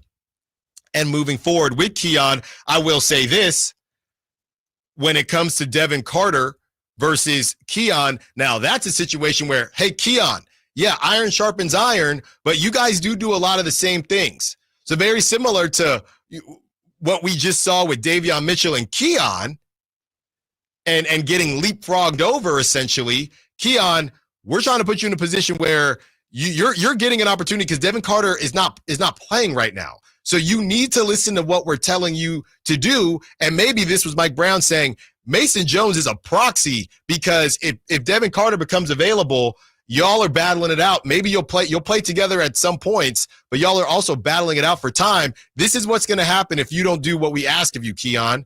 Mason, just close your eyes, and Mason Jones is now Devin Carter. And Devin Carter is going to come in, and we're going to see what he can do, because we think that he can ball. And we're not as afraid to make moves, because we just did the same thing because you balled out with Davion Mitchell. So for Keon to understand that and to react the way he reacted and come back and do his thing, that said a lot about Keon's mental makeup. And we knew that when we talked to him on Media Day. You can go check that out on YouTube. He was a great interview. I didn't talk to him enough about gaming, because apparently he's a huge gamer. But for Keon to just take it on the chin, understand what happened, take his licks like a man and say, all right, I'm going to come back and I'm going to be better. And it makes Mike Brown look great. It makes Keon look great. And the only thing that wasn't great is that they didn't get the W. But that was one of the most intriguing and interesting storylines, going from everybody, oh, Keon Ellis. Well, Keon Ellis got skipped in the rotation. Mason Jones. And then the next game, hey, this is what had to happen. Keon, we believe you've learned from it. Mike Brown talked about it in the postgame. We told Keon, you got to let that thing fly. And there are repercussions for certain guys on the team based on what your status is on that team. And Keon, you're one of those guys that might have to deal with stuff like that if you don't listen. And Keon Ellis said, all right, bet. I got you. Here's 9 of them things. And I'm still going to defend. And I'm still going to do what I got to do. So to me, I want to give my flowers to Keon in that regard, and my flowers to Mike Brown in that regard, because I was not happy when I saw Mason Jones go on the floor instead of Keon, because I didn't like the optics. I thought it was almost too obvious, right? Because there's one thing to kind of make it, oh, okay, maybe Mason Jones has been playing well, and we've seen some things from Mason Jones, so this makes sense. Similar to when we first saw Keon, right? Get subbed in before Davion Mitchell. Keon got in during a couple blowouts. That made sense. We hadn't seen Mason Jones in a very long time. So it almost felt like it was, I don't want to say disrespectful, but too obvious to everyone that Keon is in trouble or Keon did something wrong. But Keon just wore it. No complaining, no nothing. This is the situation, and we're going to make it happen. This is a situation, I'm going to get better from it. And that, to me, speaks very highly of Keon. But when you're talking about a guy who JUCO, G League, Alabama, that you're not new to this, you're true to this. And Keon showed, I've been down before and I know how to react to it. And that was, again, we talk about found money. That's something that the Kings are going to need time and time again this season. All right, well, Jake Gayden may think it's too early to talk about trades, but I don't. Nets fire sale. What do the Kings want? What's their price? Allen Stiles, Sacktown Sports. On the move? Got somewhere to be? Take Sacramento Kings basketball with you. The Sacktown Sports app will let you stay connected to your passion. Never miss a moment of Sacramento Kings basketball with the Sacktown Sports app. Football season, and now you can get anything you need for game day delivered with Uber Eats. Well, almost anything. You can't get a running back, but baby back ribs? Yes. Uber Eats, official on-demand food delivery partner of the NFL. As a mom, comforting my family is what I do best. Vicks Vapor Stick provides soothing, non-medicated Vicks vapors in an easy-to-apply stick, and it dries fast, so there's no mess. I use it to comfort myself and my family. Thanks, Mom. Vicks Vapo Stick, soothing comfort for the whole family. And when you need more comfort for yourself, try Vicks Vapo Shower Max for steamy Vicks vapors. Use as directed. Vapo Stick for usage is 4 and up. Vapo Shower Max use for adults only. Get year-end pricing during Happy Holidays at Folsom Lake Honda, your one-stop Honda shop. Folsom Lake Honda is your one-stop Honda shop for great pricing on our entire selection of new CRVs, HRVs, Ridgeline Civics, and Accords. Plus, with low finance and lease options, now's the time to buy. Hurry in and save during Happy Honda Days at Folsom Lake Honda, or go to folsomlakehonda.com. Folsom Lake Honda, yeah, your one-stop Honda shop. Finally, an easy way to find home improvement contractors. Just visit subcontractorsunited.com and simplify your search for home services professionals. From cabinets to windows, roofing to plumbing, Subcontractors United is an easy, simple way to find and hire a home improvement contractor. And you never have to give up personal information. So no harassing phone calls like you get from those other websites. Subcontractorsunited.com is sponsored by D&D Cabinets and Savage Design. There's some big loot up for grabs right now. The Emirates NBA Cup. Every team in the league has got their eyes on this prize. The action heating up here in Vegas. But only one will get their hands on it. All 30 teams, 6 groups, every Tuesday and Friday night. All leading up to the knockout rounds. And a grand finale in fabulous Las Vegas. The Emirates NBA Cup continues on ESPN and TNT. Hi. I'm Justin Gingery. One of the most common questions I receive is what makes us different from other law firms. At Gingery, Hammer & Associates, we handle your case from beginning to end. Whether your case reaches a settlement, whether we need to file suit, or even take it all the way to trial, we will be with you along the entire way. And because we are committed to you and your case, we are as invested as you are in making sure you get the outcome you deserve. If you have an injury, just call Gingery. Golf to Go is brought to you by the Hagen Oaks Golf Super Shop. Here's Frank LaRosa. Top 100 PGA and LPGA teaching professional Kelly Stenzel offers a few tweaks for your short game, including putt whenever you can, chip when you can't putt, and pitch only when you have to. For small distance, small setup. Shorter shots require smaller swings. Grip the handle lower for less power, and a narrow stance will limit your backswing. For large distance, large setup. The farther you want to hit the wedge, the larger the swing needs to be. Full length on the grip and a wider stance create more power. And posture is key for contact and loft. See that your short game posture reflects that of your full swing. Ball position tips. Left for loft. For right-handed golfers, move the ball forward and increase loft. Right for roll. Moving the ball back decreases the loft for more roll. Sharpen your short game and watch your scores drop and your enjoyment rise. That's your Golf to Go.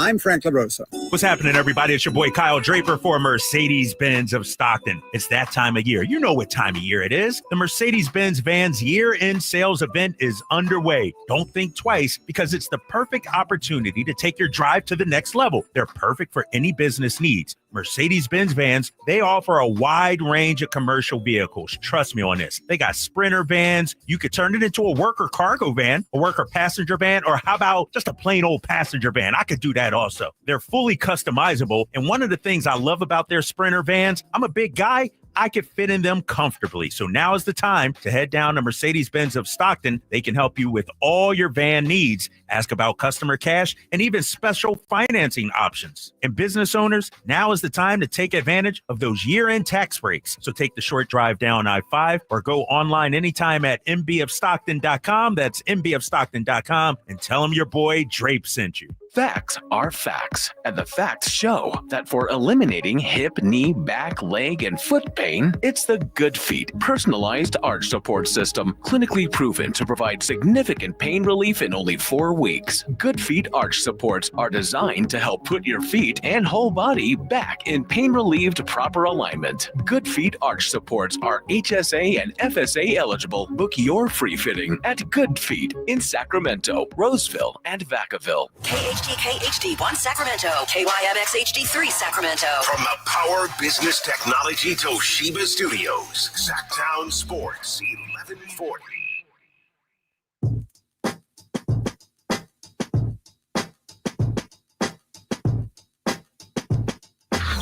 Sacktown Sports. Check us out on YouTube. Search Sacktown Sports and subscribe.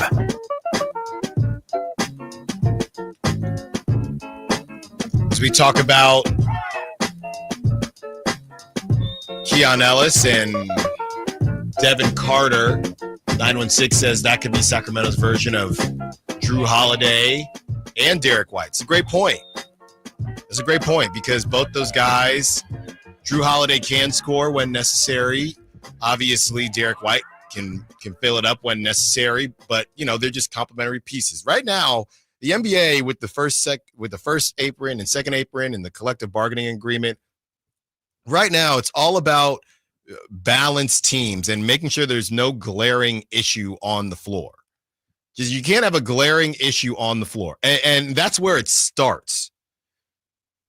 Everybody has to be some level of a threat. Now, you might not have 3 elite threats like you used to. Maybe you only have 2 elite threats. But everybody has to be able to do different things. It's like working at a startup, right? You work at a startup, you go into a startup with the understanding that, yeah, this is what my job says, but it's a startup. This is a chance to, quote unquote, wear many hats. That's what everybody says on their job description once they leave the startup. Yeah, I got to wear many hats. So that's what it is in the NBA right now. And really in content in general, right? I mean, the days of just being a journalist or a reporter, a lot of people, I don't want to do digital. You don't have a choice. The game is changing. I don't want to do social. Don't have a choice. Well, you do. And it might just pass you by.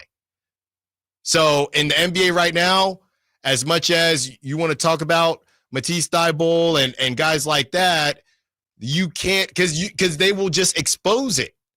They will just expose what this one dude can't do. The Kings did it. They do it all the time. Hey, that guy can beat us. That guy can beat us, and that's okay. The goal is to have a team, obviously, like the Celtics, but you look at the Celtics and they're passing the ball around thinking, well, we don't want that guy to beat us. Well, we don't want that guy to beat us. And then you say, well, I guess it's going to have to be Drew Holiday. Don't be Peyton Pritchard. Well, one of these guys is going to have to beat us.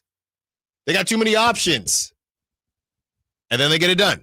And that's almost what the Cavs are trying to create as well. So good call right there from the 916. As we kind of discussed, I got a really good note we're gonna mention as far as the best 3-man rotations, and you will never guess where the Kings pop up there. But wanted to get into this net fire sale. This is from The Athletic, and actually this is from Sam Amick, and it dropped yesterday. We talked a little bit about it, but the full-on article, the article isn't even about the Nets. It's one of those articles where you're looking for content or you're interested in something, and the article is about something else. And then Sam Amick, only the way that he drops a little nugget at the end where it's the title of the article is Cavs Kenny Atkinson effect, Jason Tatum's MVP case, the Sixers spiraling, and more. So you scroll all the way down, and it's back to the Nets, ... And this is what Sam Amick writes about the Nets. The trade deadline is still nearly 3 months away, but there is plenty of chatter about Brooklyn being the place to go for contending teams looking for upgrades when that crucial time of roster building finally arrives. League sources say the rebuilding Nets are expected to be open for business. Even with this competitive start, they're 5-9, 20th in net rating, in which first-year coach Jordi Fernandez has made good use of the available talent. Fourth-year gunner Cam Thomas, 24.6 points per game, failed to come to terms on an extension and is widely considered to be available. But Brooklyn's list of possibilities hardly ends there. They have proven vets like Dennis Schroeder and Bojan Bogdanovic, who is yet to play this season because of left foot surgery, but is progressing toward a return. Big man Nick Claxton signed a 4-year, $100 million extension last summer, but the reality of the Nets' long-term plans means no one is likely off the table. Cam Johnson showed an ability to produce for a contender during his Phoenix tenure, and the 28-year-old small forward at 16.9 points and 38% from three on 7.5 attempts per surely remains intriguing for those sort of teams. You get the idea. Nets general manager Sean Marks will have plenty of possibilities to sort through as this season wears on. Well, the initial thing when I read that is the Nets they're going to try to become the Oklahoma City Thunder. Now, they don't have a star like that to where you're going to get 8,000 draft picks, but they're going to try to sell high, as they should. They're going to try to sell high on all of these dudes, and basically just like the Thunder and the teams like that, like the Jazz as well, just say, all right, we have a ton of picks. All we got to do is hit on about 50% of these picks. We can flip some of the picks as well, and we're going to be in a really good spot. So the question always becomes whether it's Dorian Finney-Smith. Like we said, look, Nick Claxton is a guy, again, with the Kings and the lack of spacing. If you put Nick Claxton in there instead of Alex Len when you saw Domantas Sabonis, is it any better? I mean, I think it's better because Nick Claxton's a good player, but there would still be some issues there. And then if he's not a backup, he's getting paid 4 years, $100 million. That's not really backup money. Right? I mean, it is. I guess it's similar to Malik, but that's not really backup money. So you're probably not going to go in that direction. We've talked about Cam Johnson ad nauseum here to see what he's doing this year, 38% from three, and he's taken 7 threes a game. That's pretty darn good, and 16.9 points per game.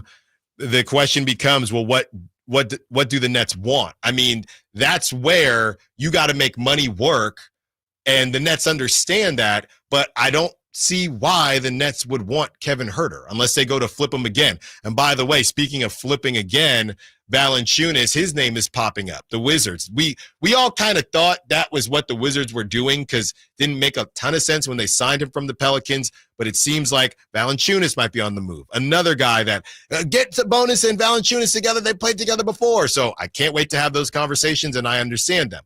But when it comes to the Nets, you look at the money, and then you look at the money, you look at what the Kings are losing and what they feel like they're gaining and what the Nets want and what the Nets have to take in order to get deals done. Cam Johnson isn't, it's not a Bobby Portis situation where he's on a ridiculously cheap contract. So you have to take that into consideration.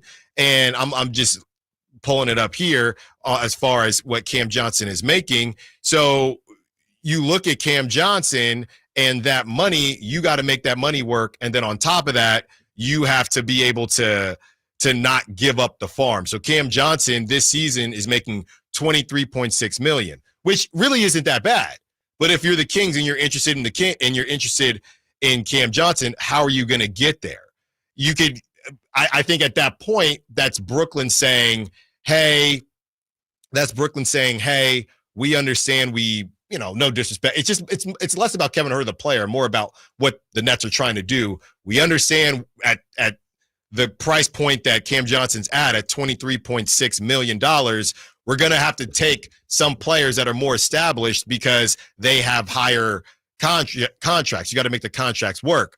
Now, how much do the Nets understand that and say, oh, well, I $23.6 million here. Okay, we'll take Kevin Huerter. We'll take whoever that other player is to make the money, but we still want a first rounder. And the Kings are thinking, we like Cam Johnson, but we can't give you two. We can't give you two players, one being Kevin Huerter and a first round pick.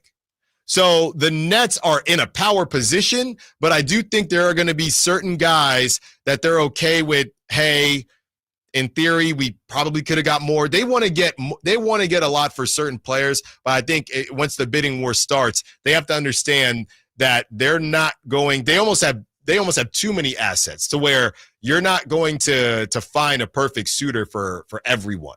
That's just what's not going to happen. Earlier on we were talking about that 4 position and how that's kind of been DeMar DeRozan and Keegan Murray. You could slide Cam Johnson in there, and then that's the whole starting 5 right there. And whether Kevin Huerter is part of the trade or not, you can get Kevin Huerter coming off the bench and bolster and fix and that helps the scoring off the bench as well. So a lot of options there. I know it's a bit early, but and Jake Gayden, who joined us from CBS, go check that out on YouTube or check it out on the Sacktown Sports app.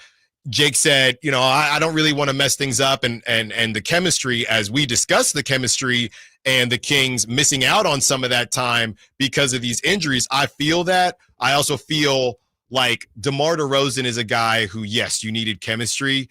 These guys that are very good role players and you're not looking at them as a star like a Cam Johnson or like a Dorian Finney-Smith. I'm looking at Dorian Finney-Smith right here. Now, Dorian Finney-Smith is only making 14.9. He's got a player option next season for 15.3. So that might be one where you can, if it's hey, Stratton, I'm not saying to do this, but it would only be Kevin Huerter because that money essentially works. And then if it's Kevin Huerter and a first, does that still feel too high? Depends on how high. Depends on what Monty thinks about Dorian Finney-Smith. Maybe. But I think a lot of times in these situations, it turns into too cheap, too expensive.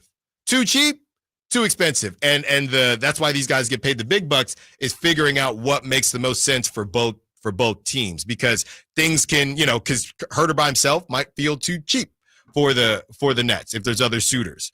Huerter with the first seems too expensive to the Kings. Huerter in a second, is that something that the Nets are interested in? That's what we're about to find out. There is a possibility, and obviously we're just kind of kicking off these conversations as it's still early in the season.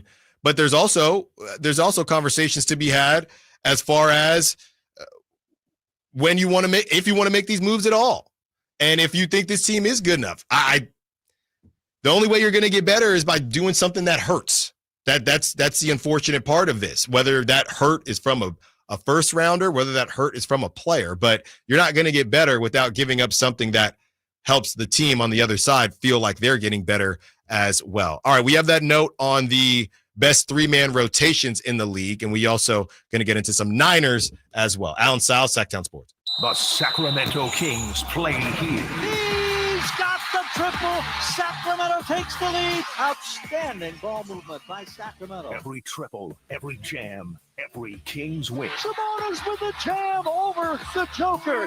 He's got the 3-point shot. Get your Kings fix all season long. Right here on your home of the Sacramento Kings. Here's a steal by Fox, the breakaway. He's got the rip with the left hand. Sacktown Sports at sacktownsports.com. Join Sacramento State football this Saturday at 2 for the Causeway Classic versus UC Davis. Get your tickets at hornetsports.com. Carmichael Dave here from my good friends at American Energy. Cool weather, if not cold weather, is in our future. You know that. It'll eventually get there, and American Energy wants to make sure your system is operating safely and properly. So now is the time to take advantage of the $49 fall tune-up inspection. That's regularly $119, but includes a full safety and duct inspection. And if your system's over 10 years old, it's free. The tune-up is on American Energy. Give them a call right now. They're offering $50 off your first recommended repair, or if you need a new furnace, that's half off the price of a new unit. American Energy been serving the greater Sacramento area since 1981. A+ with the Better Business Bureau. You can check them out at theaeway.com for an instant quote. That's theaeway.com. Tell them Carmichael Dave sent you. Call 916-520-9998 now.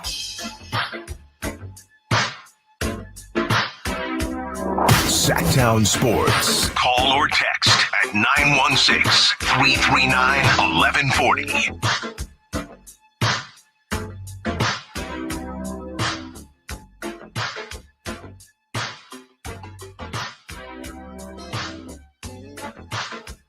This is from the 916. I don't even want to read this off, but Wasabi Wednesday.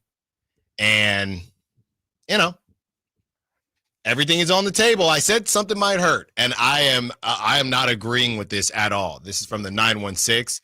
This might be very unpopular, but Monk maybe would make the most sense to move. Yeah, you're right. 916. That would be, he's the pizza guy. That would be terribly unpopular. Depends on the value. I highly doubt that happens. And what, I think is February, it would be either January or February when that would be allowed since he recently signed. I don't see that happening. And we talked about the hoops hype conversation that De'Aaron had. He actually was asked about that. Or asked about playing with Malik Monk and playing with a good friend like him. This is what he had to say. The question was, what's it like having that connection with Malik Monk, considering you guys go way back? De'Aaron Fox says, I definitely think it's great, especially whenever you can lock in a deal and have that sense of security. But just being able to play together again after college and being able to get the team out of a playoff drought, we know we still have a lot to go, and we want to be a team that can compete for championships. But truly being able to love the guys that you're playing with makes it easier to play with them, and it allows guys to be able to get on each other without taking stuff personal. I think that last part is probably the most important piece of this. But yeah, I don't see it. You see those pictures with Vivek and Malik Monk, they're going golfing. I don't think that happens. Now, they miss the playoffs or end up in the play-in and then miss the playoffs again.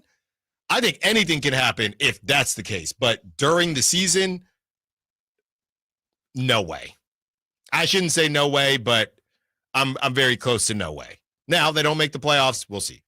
But, yeah, I guess anything is possible. But you read stuff like that and highly doubt that's the direction that they would go in.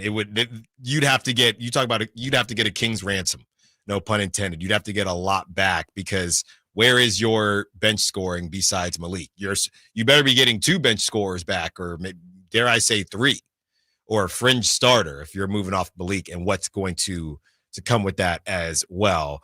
Real quick, when we were getting to the best 3-man rotations, this is from Evan Sittery, who kind of breaks it all down. The best 3-man lineups in the NBA ranked by net rating. Number 5, Kevin Durant, Devin Booker, Royce O'Neal at a plus 24.2. Number 4, Darius Garland, Jared Allen, Karis LeVert at a 24.4. Number 3, DeMar DeRozan, Keegan Murray, and Malik Monk at 24.8.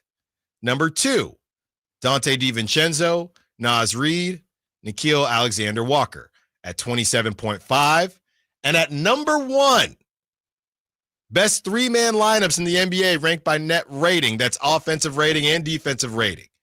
And the average is there. Number 1, Domantas Sabonis, Keegan Murray, and Malik Monk at 28.9. So the Kings are on this list twice, but De'Aaron Fox is not on this list.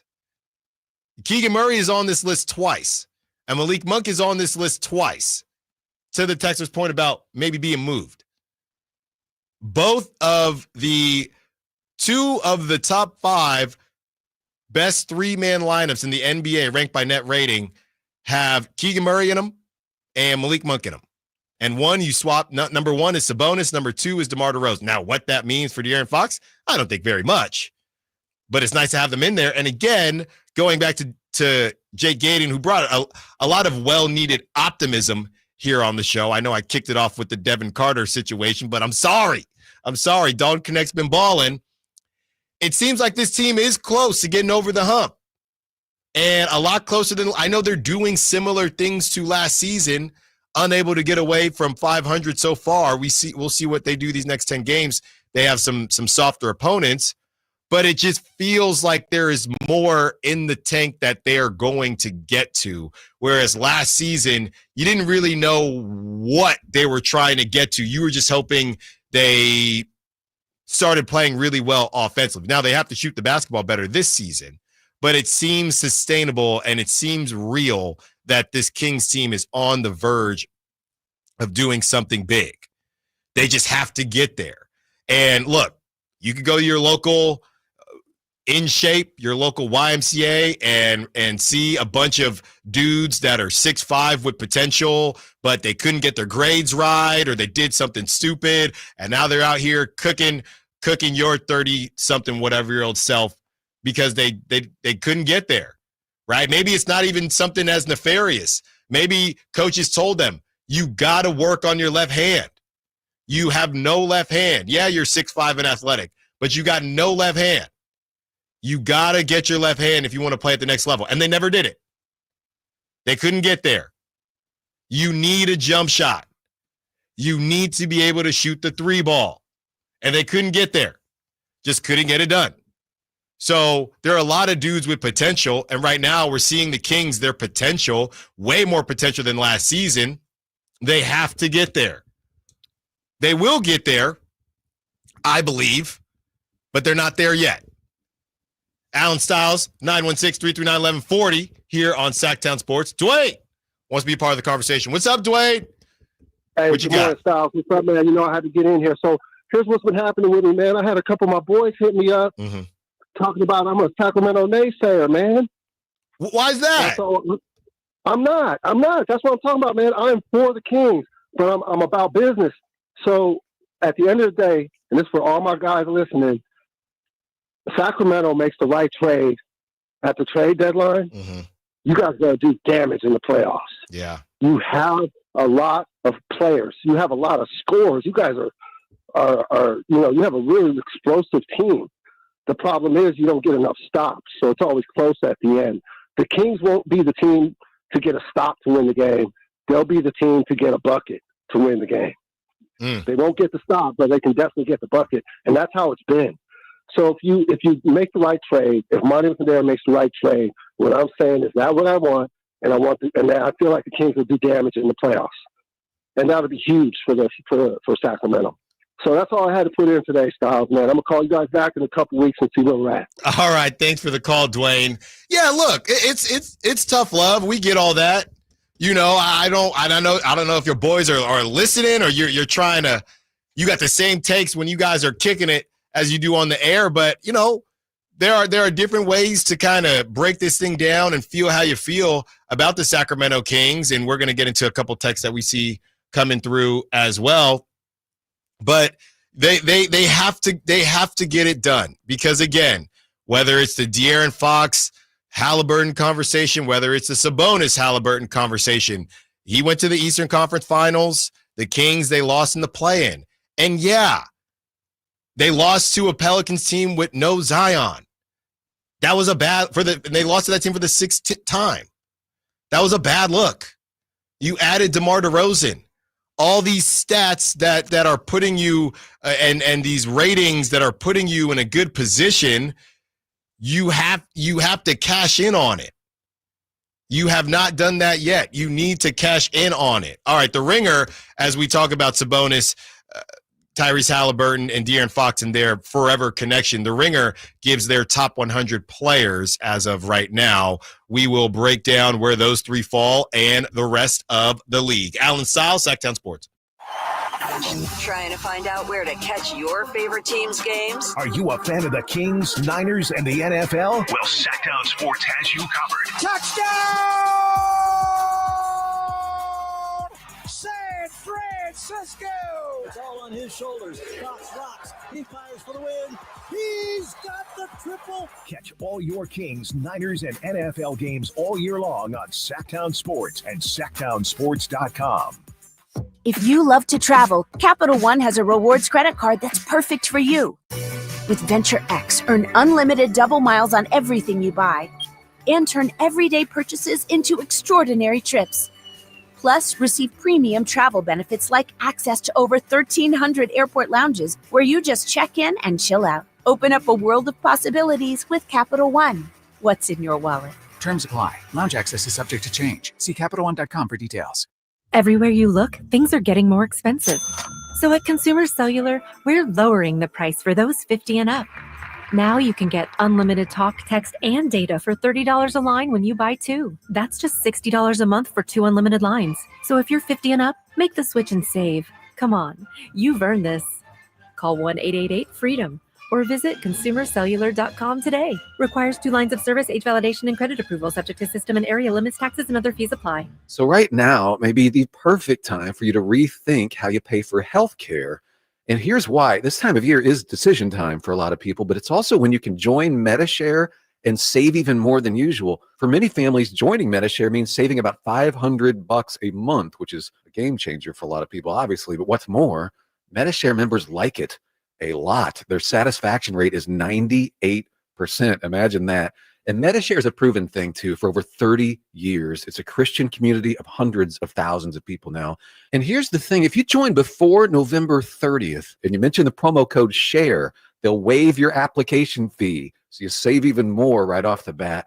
I'll give you the number here in a second, but just call and you'll get a price within 2 minutes. And again, the deadline is November 30th. So call now and you'll save even more. Here's the number: 877-26-BIBLE. That's 877-26-BIBLE. 877-26-BIBLE. The Hagen Oaks Golf Super Shop is the only store in the world to be named the top 100 shop for 40 years straight. Yes, the only golf shop in the world. Hagen Oaks Golf Super Shop is your unsurpassed spot to find the hottest golf gear, best pricing, and elite expertise. Try any club on the shelf on the driving range for free and let our staff show you everything you need to look and play better. You love golf. The Hagen Oaks team loves golf too. Hagen Oaks Golf Super Shop, Fulton Avenue, Business 80. Learn more at hagenoaks.com or 916-481-GOLF. Black Friday is on its way at Fasteners Inc. Tool Outlet, and there's no better place to shop for all your power tools. Low price Makita Bear tools starting at $89, Makita batteries starting at just $49, and many more of the year's hottest deals. November 25th through December 2nd. That's right, one whole week of crazy deals on power tools. So don't forget, our Black Friday sale will be November 25th through December 2nd. Check us out at 6701 Power Inn Road or online at fastenersinc.net. Thunder, feel the thunder. It ignites something inside of you. Lightning and the thunder, thunder. Sets alight an elevated state of being. Days are pure exhilaration. And the nights, they're simply electric. See it, hear it, feel it. Thunder, feel the thunder. Lightning and the thunder. Thunder Valley Casino Resort. Feel the thunder. Mita Chevy saves you $8,000 off MSRP on every new 2025 half-ton Silverado LT, RST, LTZ, and High Country in stock after rebates. All of them. Black Friday savings now at MitaChevy.com. Together, let's drive. See dealer for details. Ends 12/1/24. Lead generation is one of the most important aspects of any marketing campaign. Let us help you identify your target audience and market your products or services to them. Go to aimyourdigital.com today. aimyourdigital.com.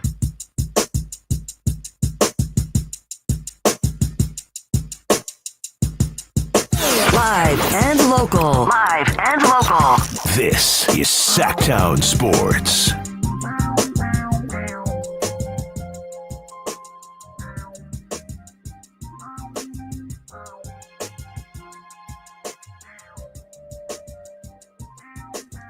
This is from 415, Allen Stiles here with Sacktown Sports, taking up to 2 p.m. Nate Littlefield behind the glass. We are rocking and rolling through hour number 3. This is from the 415. As we discussed the ratings, and the Kings had 2 of the best 3-man rotations, 2 of the best top 5 3-man rotations in the league based on net rating. De'Aaron Fox was not in either of them. Keegan Murray, Malik Monk were in both of them. Number 1 in the league was Domantas Sabonis, Keegan Murray, and Malik Monk. And number, I believe it was 3 was DeMar DeRozan, Malik Monk, and Keegan Murray. So the 415 chimes in. Do those rankings actually mean anything, though? I mean, look at their record. This is a 500 basketball team. I think it probably would matter if this team was playing more winning basketball rather than being mediocre. But honestly, those numbers don't really seem to matter when your record is 8-7 and you're in 10th place in your conference currently. Yeah, I mean, I think it just speaks to what they could be, right? But ultimately, you could also speak to the fact that why aren't you turning these into wins, right? Like you said, you're 8-7. We're going to get into the more rankings with the Ringer, ranking their top 100 players, but it's to me, it says more about where the possibility of the Kings and where they're going to be all season long. So I named off the other ones, and they're all good basketball teams. Kevin Durant, Devin Booker, Royce O'Neal at number 5. They were rocking and rolling before Kevin Durant got injured. Darius Garland, Jared Allen, Karis LeVert. Well, by the way, no Donovan Mitchell in that, so maybe there's something to be said about kind of those star players not being in this group, but they're number 4. They finally lost a game, right? They started the season undefeated. And then you have, obviously, the Kings at number 3, and Dante DiVincenzo, Naz Reid, and Nikhil Alexander-Walker at number 2. The Timberwolves, another good team. And Domantas Sabonis, Keegan Murray, Malik Monk at number 1. So I look, the Timberwolves have struggled too. So no, it's not a direct it's not a direct correlation, but it says they're playing winning basketball, and it says more about something. There's something there. There is something there. They have to make it a reality, and they have to do something with it, but it speaks to their ceiling. It speaks to their potential. That's why I spent all that time talking about potential. A lot of people have potential. Never gets realized. So the Kings, they have their, and I think that says a lot about Keegan Murray, who Keegan Murray's been having a rough go this season, or else it feels like that. But Keegan's been doing other things to contribute to winning basketball. We're just talking about his shooting. So you're not wrong. 415. They gotta make it worth. They got to take advantage of it, and they have not done that yet. All right, this is not from Carmichael Dave, but he said, hey, if you're going to talk Domantas Sabonis, De'Aaron Fox, and of course Tyrese Haliburton, you got to check out what the Ringer just dropped. This was updated today, November 20th. Welcome to the Ringer's top 100 players in the NBA for the 2024-25 season, a year-round, around-the-clock ranking of players making the biggest impact on the league right now. Throughout the regular season and into the offseason, Bill Simmons, Danny Chow, Zach Cram, Rob Mahoney, Michael Pina, and Josh Verrier will update this list based on recent results, new developments. Check back regularly for revised rankings, fresh analysis, new features, and more. So the last time this was updated was today. Let's keep that in mind. So let's start from number 1. Why not? Number 1, Nikola Jokic. Number 2, Luka Doncic. Number 3, Giannis Antetokounmpo. Number 4, Jason Tatum. Number 5, Shai Gilgeous-Alexander. Number 6, Steph Curry. Number 7, Kevin Durant. Number 8, Anthony Davis. Number 9, Joel Embiid. Number 10, Anthony Edwards. Number 11, LeBron James. Number 12, Jalen Brunson. Number 13, Jaylen Brown. Number 14, Devin Booker. Number 15, Donovan Mitchell. Number 16, Victor Wembanyama. Number 17, Ja Morant. Number 18, Tyrese Haliburton. Number 19, Domantas Sabonis. And number 20, De'Aaron Fox. So De'Aaron Fox is there at 20. And I believe I'm reading this correctly because they're saying it was updated November 20th with any changes that they've made. So I believe that this is with the understanding that De'Aaron Fox just dropped 109 games over the weekend. And Tyrese Haliburton, I read off, if you just tuned in now, in the first segment, first hour, we talked about De'Aaron Fox versus Tyrese Haliburton this season. It's not close. Tyrese Haliburton has him in steals and nothing else. Tyrese Haliburton has not played particularly well this season. All right? So Tyrese Haliburton at let's see here. Tyrese Haliburton, June 20th, they had him ranked 18. October 16th, the last time they did this, he was at 17. And now November 20th today, they have him back at 18.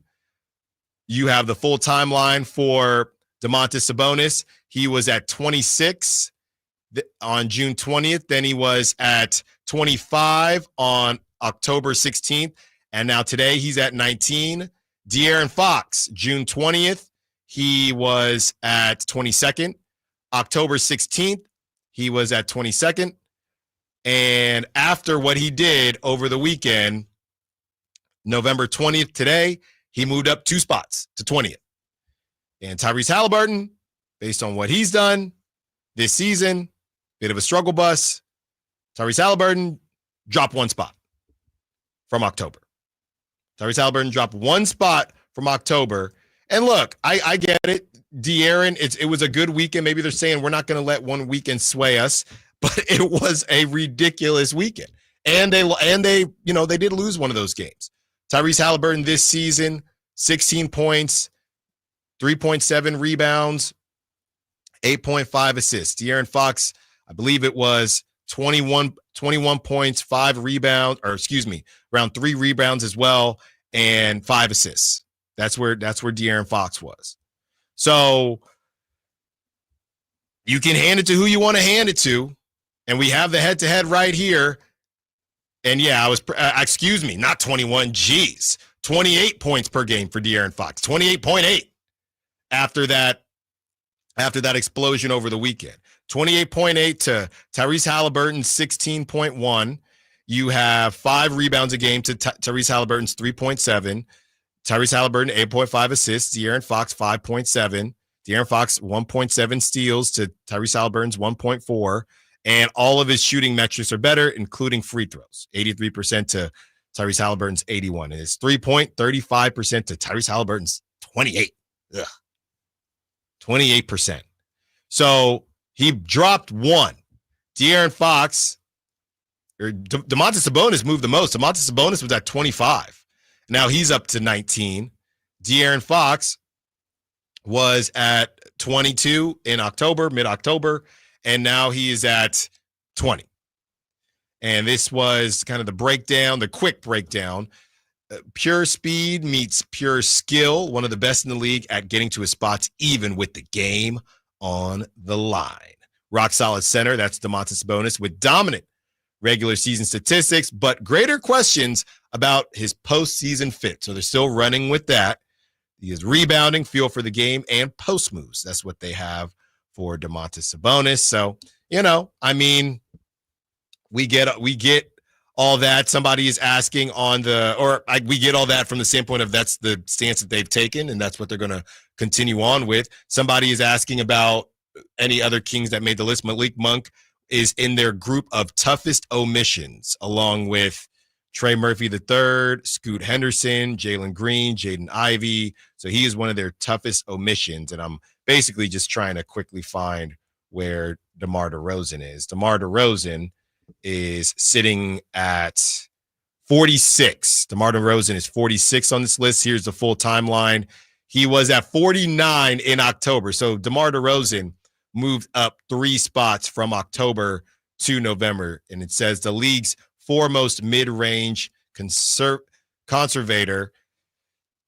steps gracefully into his twilight years. That's what they say. Pull-up threat, feel for the game, and clutch gene, or conservator, excuse me. So that's DeMar DeRozan. He's sitting at 46, and I would guess there's nobody else. If Malik Monk isn't on the list, I can quickly check for Keegan Murray, but I don't think he will. Yeah, Keegan Murray not on the list either.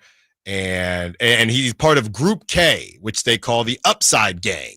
So Keegan Murray is in the Upside Gang, with Josh Giddey, Tyler Hero, Austin Reeves, Herb Jones, Cason Wallace, and guys like that. So that's where they have Keegan Murray. All right, let's get to some NFL action and what is going on with the with the 49ers and just around the NFL in general. Allen Stiles, Sacktown Sports. The only place you'll find Keegan Murray is Sacktown Sports. Out to Keegan Murray, straight away for three, and Keegan knocks down the triple. Hey Sacramento, it's Keegan Murray, and you're listening to the home of Sacramento Kings, Sacktown Sports. Your local sports leader. Join Sacramento State football this Saturday at 2 for the Causeway Classic versus UC Davis. Get your tickets at HornetSports.com. Hey, what's up, everybody? It's your boy, Kyle Draper. Equip your staff with top-notch uniforms, professionally cleaned and delivered weekly to your workplace by Alsco Uniforms, proud sponsors of the Sacramento Kings Mop Crew.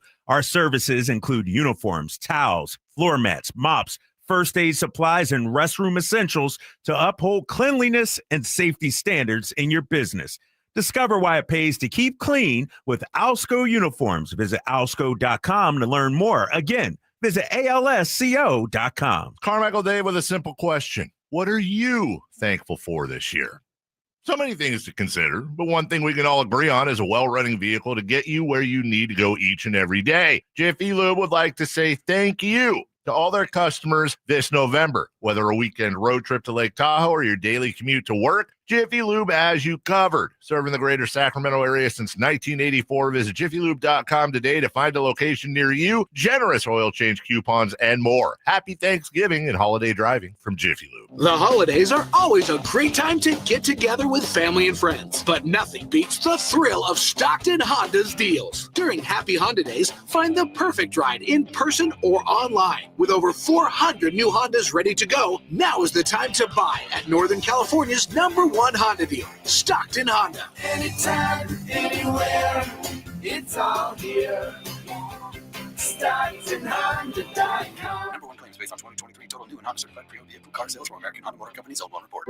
Did you know that replacing garage doors is the biggest return on investment homeowners can get on improvements? Jason Ross here, and let me tell you about the Overhead Door Company of Sacramento, a family-owned and operated company with third-generation owners that's been in business for 71 years right here in Sacramento. With new garage doors from Overhead Door Company of Sacramento, you'll not only get the wow factor, but you'll also know that you're working with a well-respected and proven company. Residential and commercial, brand new garage doors, or repairs to existing doors, they do it all. Take advantage of their free at-home estimates on new garage doors, or check out the showroom with no appointment needed. And while you're at it, mention me, Jason Ross, or Sacktown Sports, and receive $100 off a new garage door paired with a new garage door opener. Check out their website at ohdsac.com or call them at 916-421-3747. Overhead Door Company of Sacramento, the genuine, the original overhead door. Always look for the red ribbon logo. Want the best movie experience in town? Join Sacktown Sports IMAX Pass by visiting sacktownsports.com. Sign up today. You can win tickets to see this week's films at the Esquire IMAX Theater.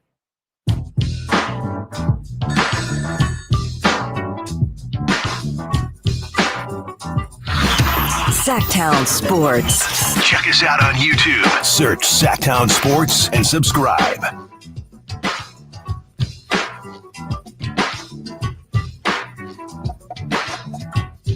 Continuing on here, Allen Stiles, Sacktown Sports, taking you up to 2 p.m.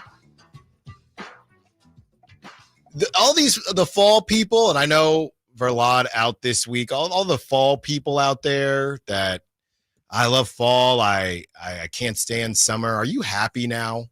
Is this what you wanted? It's dark at 4:15. It's raining. It's just not safe. It's cold.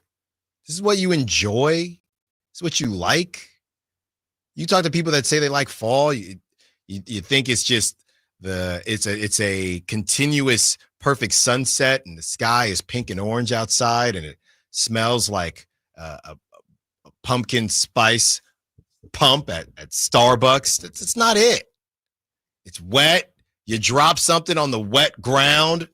Now your stuff is soggy. It's terrible. This is terrible. And we're just getting started. If you got kids, our toddler, baby Stiles, she can't go anywhere.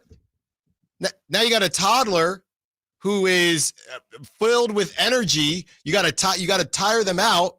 So now she's just running around the place inside.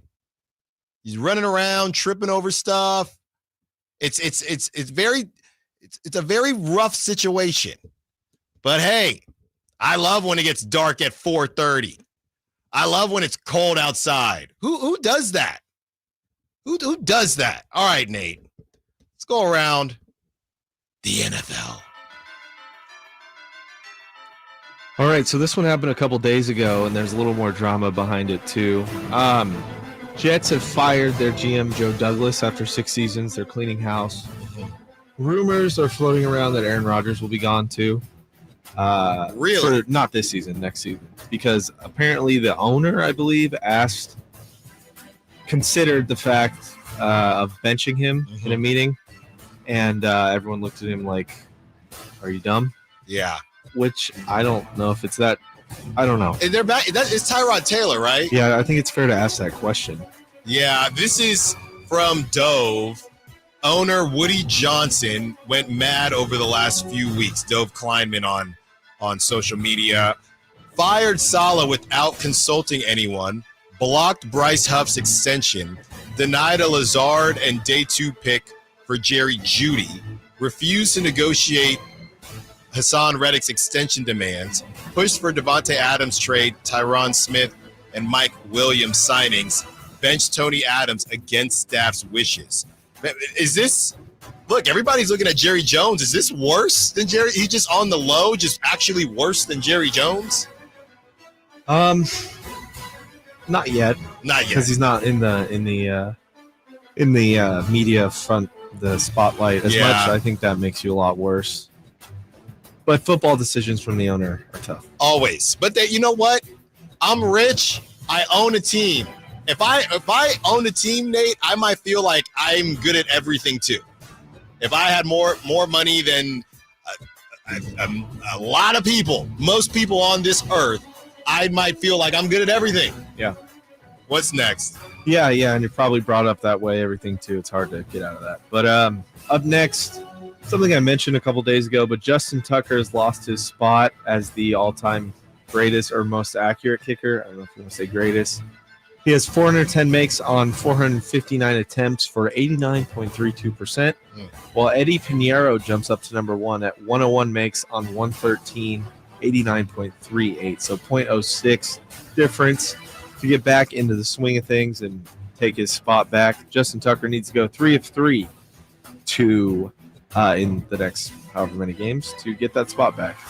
It's really like Mike when Mike loses his shoes, or you don't have Michael Jordan special stuff. It's crazy how quick a kicker can just lose it. Because I was watching it live because it was probably the best game. What was it? Steelers Ravens was one of the best games of the morning slate, and it just unprompted. He was just missing, and you could essentially just see the not talent, but see his prime just leaving with each and every kick. And I don't know how you get that. If you're the Ravens, you're stuck because you don't replace a guy like that. You just hope that he's scuffling and he gets. I guess you'd rather him do it now to get it out the way before the playoffs, but not great timing if you're the Ravens. No, it's kind of insane, but this happens to all kickers. This happened to Vinatieri too. It happened to Robbie Gould with the Niners. Yeah, it happens a lot. It's just one kick, and I wonder if we got an ex-kicker in here for a call. I guess it'd be an awkward conversation, but hey, when did you know you were cooked? Is it one kick that just makes it creep into your mind, or does it happen at practice and it carries over to the game? What happens? Matt Eberflus is grasping for straws. The Bears head coach is filing a grievance with the NFL over a no call on the blocked field goal that happened on the last play of the Packers-Bears game. He believes he felt the Packers were on top of the long snapper, so they couldn't get the snap off in time. Just pointless at this point. Even if he's right, who cares? They're not going to get overturned. I don't even mind him doing it. I just think the Bears should put him out of his misery. I mean, this is embarrassing. Just put him out of his misery. You know you're going to move off him at the end of the season. What are we doing? I wouldn't do it if I were him, but I guess he figures, well, I got to play the part if you're not going to fire me. There's probably a certain amount of guys that just walk in every day just curious. is the day gonna end with me still having a job? And Eberflus is one of those guys. Well, speaking of disappointments, the Bengals-Cowboys Monday Night Football on December 9th will not be flexed out because, and I hope I fully understand this, because of The Simpsons. Apparently they're doing one of those cross broadcasts where it's, like Nickelodeon has done, where The Simpsons interact with the broadcast in some way. Okay. And animation takes years, takes a really long time, even if it's short, especially with a show like The Simpsons. I don't know in what regard this is, but that game cannot be flexed out because of that. So two teams that are basically locked in to not make the playoffs on stage on a Monday, which isn't even Sunday Night Football, are going to be stuck there in the coming weeks. This is funny because that with it being the Cowboys, they knew this, and they knew, I guess they were obviously hoping that both these teams would be good, but they knew that this was going to be an excuse not to flex it out. That's why it's the Cowboys. Because if there's one team they're going to make an excuse to not flex out, it would be the Cowboys. Because they knew they were going to have this excuse to go to. So it's basically, hey, we understand this might not be a good game, but if there's one team that we're okay with not flexing out no matter what, it's going to be the Cowboys. And they're lucky that Joe Burrow's healthy too. So, right now, December 9th is 4 weeks away. 3. Are you saying that they picked this Simpsons broadcast because they knew they couldn't move it? That's kind of what you're saying. That's what you're getting at? Yeah, well, I'm saying, hey, if we want to do a Simpsons broadcast with one of the Monday night games, the NFL said fine. And if whatever we pick for the Simpsons broadcast cannot be flexed because of how much time and investment we're putting into it, then the NFL said, okay, it's going to be the Cowboys. Yeah. Well, speaking of more losing, Sunday was the first time Joe Burrow, Lamar Jackson, and Patrick Mahomes have all lost on the same day. Wow. Which is kind of shocking. Yeah. I'm sure Mahomes has saved their butts several times. They're all very good quarterbacks, but, Mahomes just doesn't lose, I guess. Yeah, right now, Lamar, this is to be honest, it was around Christmas where Lamar kind of leapfrogged Dak and Brock Purdy because it was that game against the Niners that kind of started the Lamar talk. So on the other side, depending on how this goes, you got kicker issues with the Ravens, and you still can't really stop anybody. That was an ugly game, and the Steelers, they didn't light up the Ravens offensively, but I could see this being on the other side, and this is where the Lamar MVP might get lost, and you see Josh Allen just kind of sneak in and get it done. Well, this one's kind of fun, and speaking of holidays, all that stuff, Beyonce is going to be performing on Thanksgiving for the Texans-Ravens. I believe that's the Netflix game. Yeah. Netflix has come out and said a couple things in regards to the buffering. The buffering, yeah, with, they had the joke and stuff, but they believe that they're going to be prepped to go. Beyonce's cool. I think that's cool. Yeah. Not a huge halftime on TV kind of guy. Right. Personally, Creed for Dallas in the early 2000s was pretty cool. That guy flying on the rag. But dude, any care for this? Good game. It's not going to be as long as a Super Bowl halftime, so I'm just kind of curious, how much are they investing in this? Is it just going to be Beyonce on stage? Are they going to do it up? Is this going to be a thing now? In 3 years, are we going to be arguing about who gets the Thanksgiving game performance? Is that what they're trying to make out of this? I'm just not really sure. You start off with Beyonce, it kind of seems like that's what it is. Yeah, I'm just curious. I know they want to make everything a spectacle, so we'll know more about what the NFL wants us to look at this as after the performance. But sure, I'll watch. We're all gonna watch. We're all just gonna be at home. This next one could be, oh man, it's not loading. But this next one could most likely be an entire segment by itself. But last I checked, Daniel Jones has odds for the next favorite team for him to land on, and it's your Las Vegas Raiders with the Niners in third or fourth. The Raiders at plus 300 and the Niners at like plus 600. So the Niners thing, I guess they're looking at Sam Darnold, and the Niners, Kyle Shanahan, and that offense can make anybody look a little bit better. The Raiders, if you made me choose, who's another? Well, Who was the guy who used? contract. No, you can't. But there was somebody we used to talk about going to the Raiders, another kind of stopgap, if you will. It wasn't Trevor Lawrence, but it was somebody like that, and I was basically saying no. Whoever that person was, I would take them over Daniel Jones. There's no way. There's no way. It'd be a total disaster. No, Shador, it's already happening. It's so, his contract is a total mess. But speaking of, Drew Lock is not going to be starting. It'll be Tommy DeVito. And here's what he had to say in the locker room. It's based on what they saw last year, the kind of the juice that it gave the team.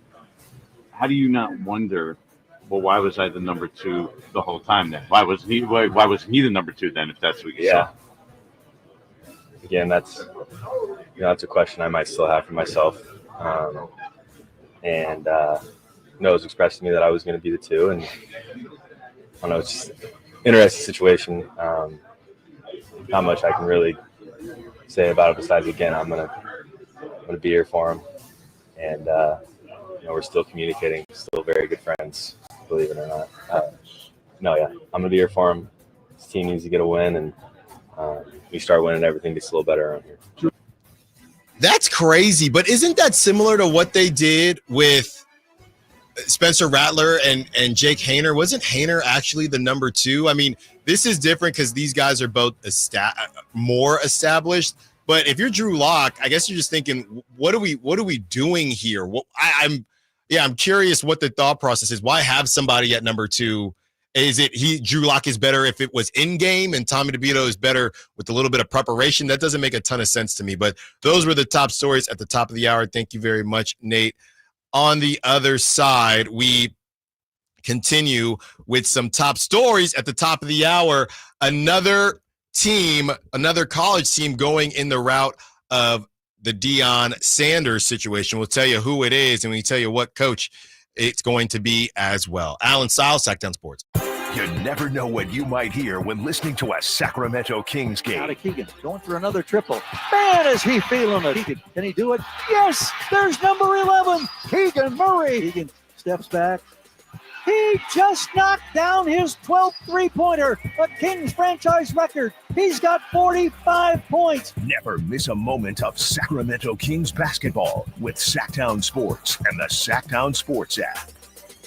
We all hear the radio ads about the IRS. They tell you to be afraid, to be scared, and they try to frighten you into calling. I'm not here to do that. Tax Relief Advocates is different. TRA is here to tell you that if you owe money to the IRS, whether it's $5,000, $50,000, or $500,000, we have a solution. It doesn't matter if you're sitting in your car, at work, or with your kids. No matter where you are, call now. 800-583-5795. Don't lose hope. TRA can eliminate or reduce what you owe to the IRS. Generous programs are now available that can give you a fresh start. Our passion is taxes and helping individuals fix their IRS problems. We have over 1,000 5-star reviews on Google and an A+ with the Better Business Bureau. You don't need to be afraid of the IRS any longer. End your tax nightmare today by visiting us online at TRA.com or call 800-583-5795. That's 800-583-5795. Tax Relief Advocates. Real solutions for real people. Toyota's Black Friday sales event ends soon.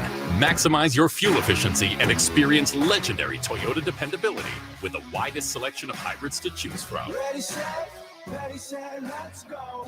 Shop 16 hybrid models, cars, trucks, and SUVs from the most reliable brand on the road. Ready, set, let's go. The clock is ticking on Toyota's Black Friday sales event. Hurry in. Don't miss out. Toyota. Let's go places. It's Capital Casino, Sacramento's #1 poker room. And guess what? Primetime football is back. Capital Casino is giving away $500 per game in high hand bonuses for every Sunday, Monday, and Thursday night primetime game.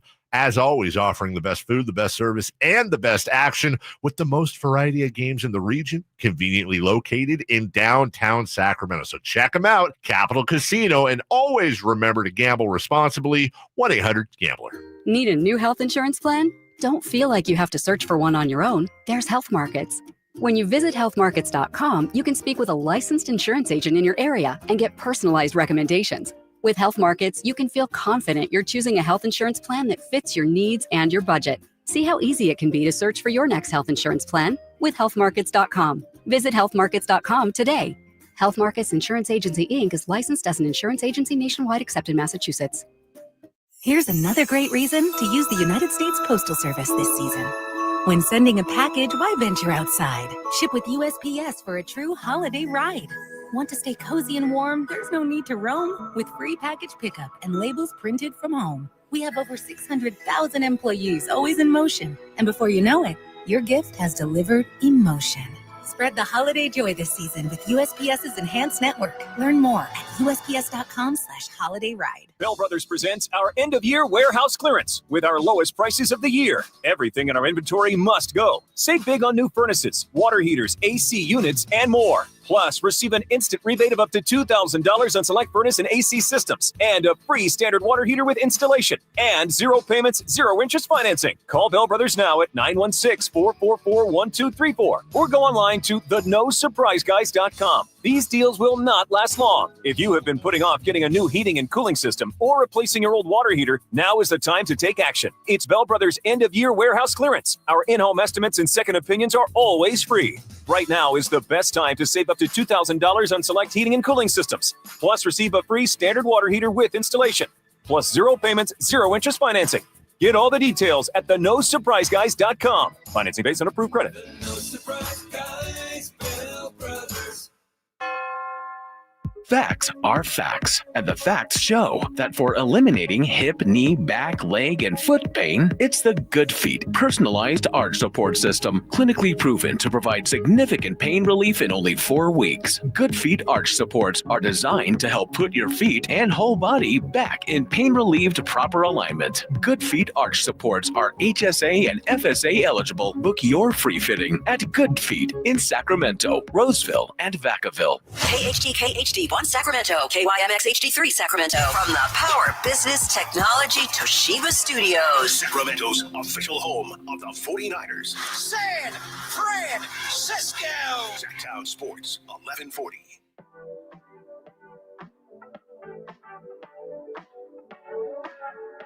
Sacktown Sports. Call or text at 916-339-1140.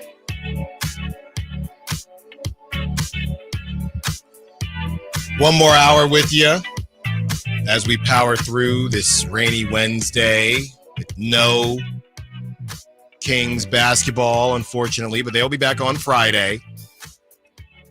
And hopefully we'll get a Friday night beam. If it is raining Friday, I know that beam looked really cool with the water and the rain kind of glistening through it. So that'll be nice. Fine. I can't stand the rain, but I'll take that. I'll definitely take that. Nate, we were joking during the crosstalk, and I don't know if this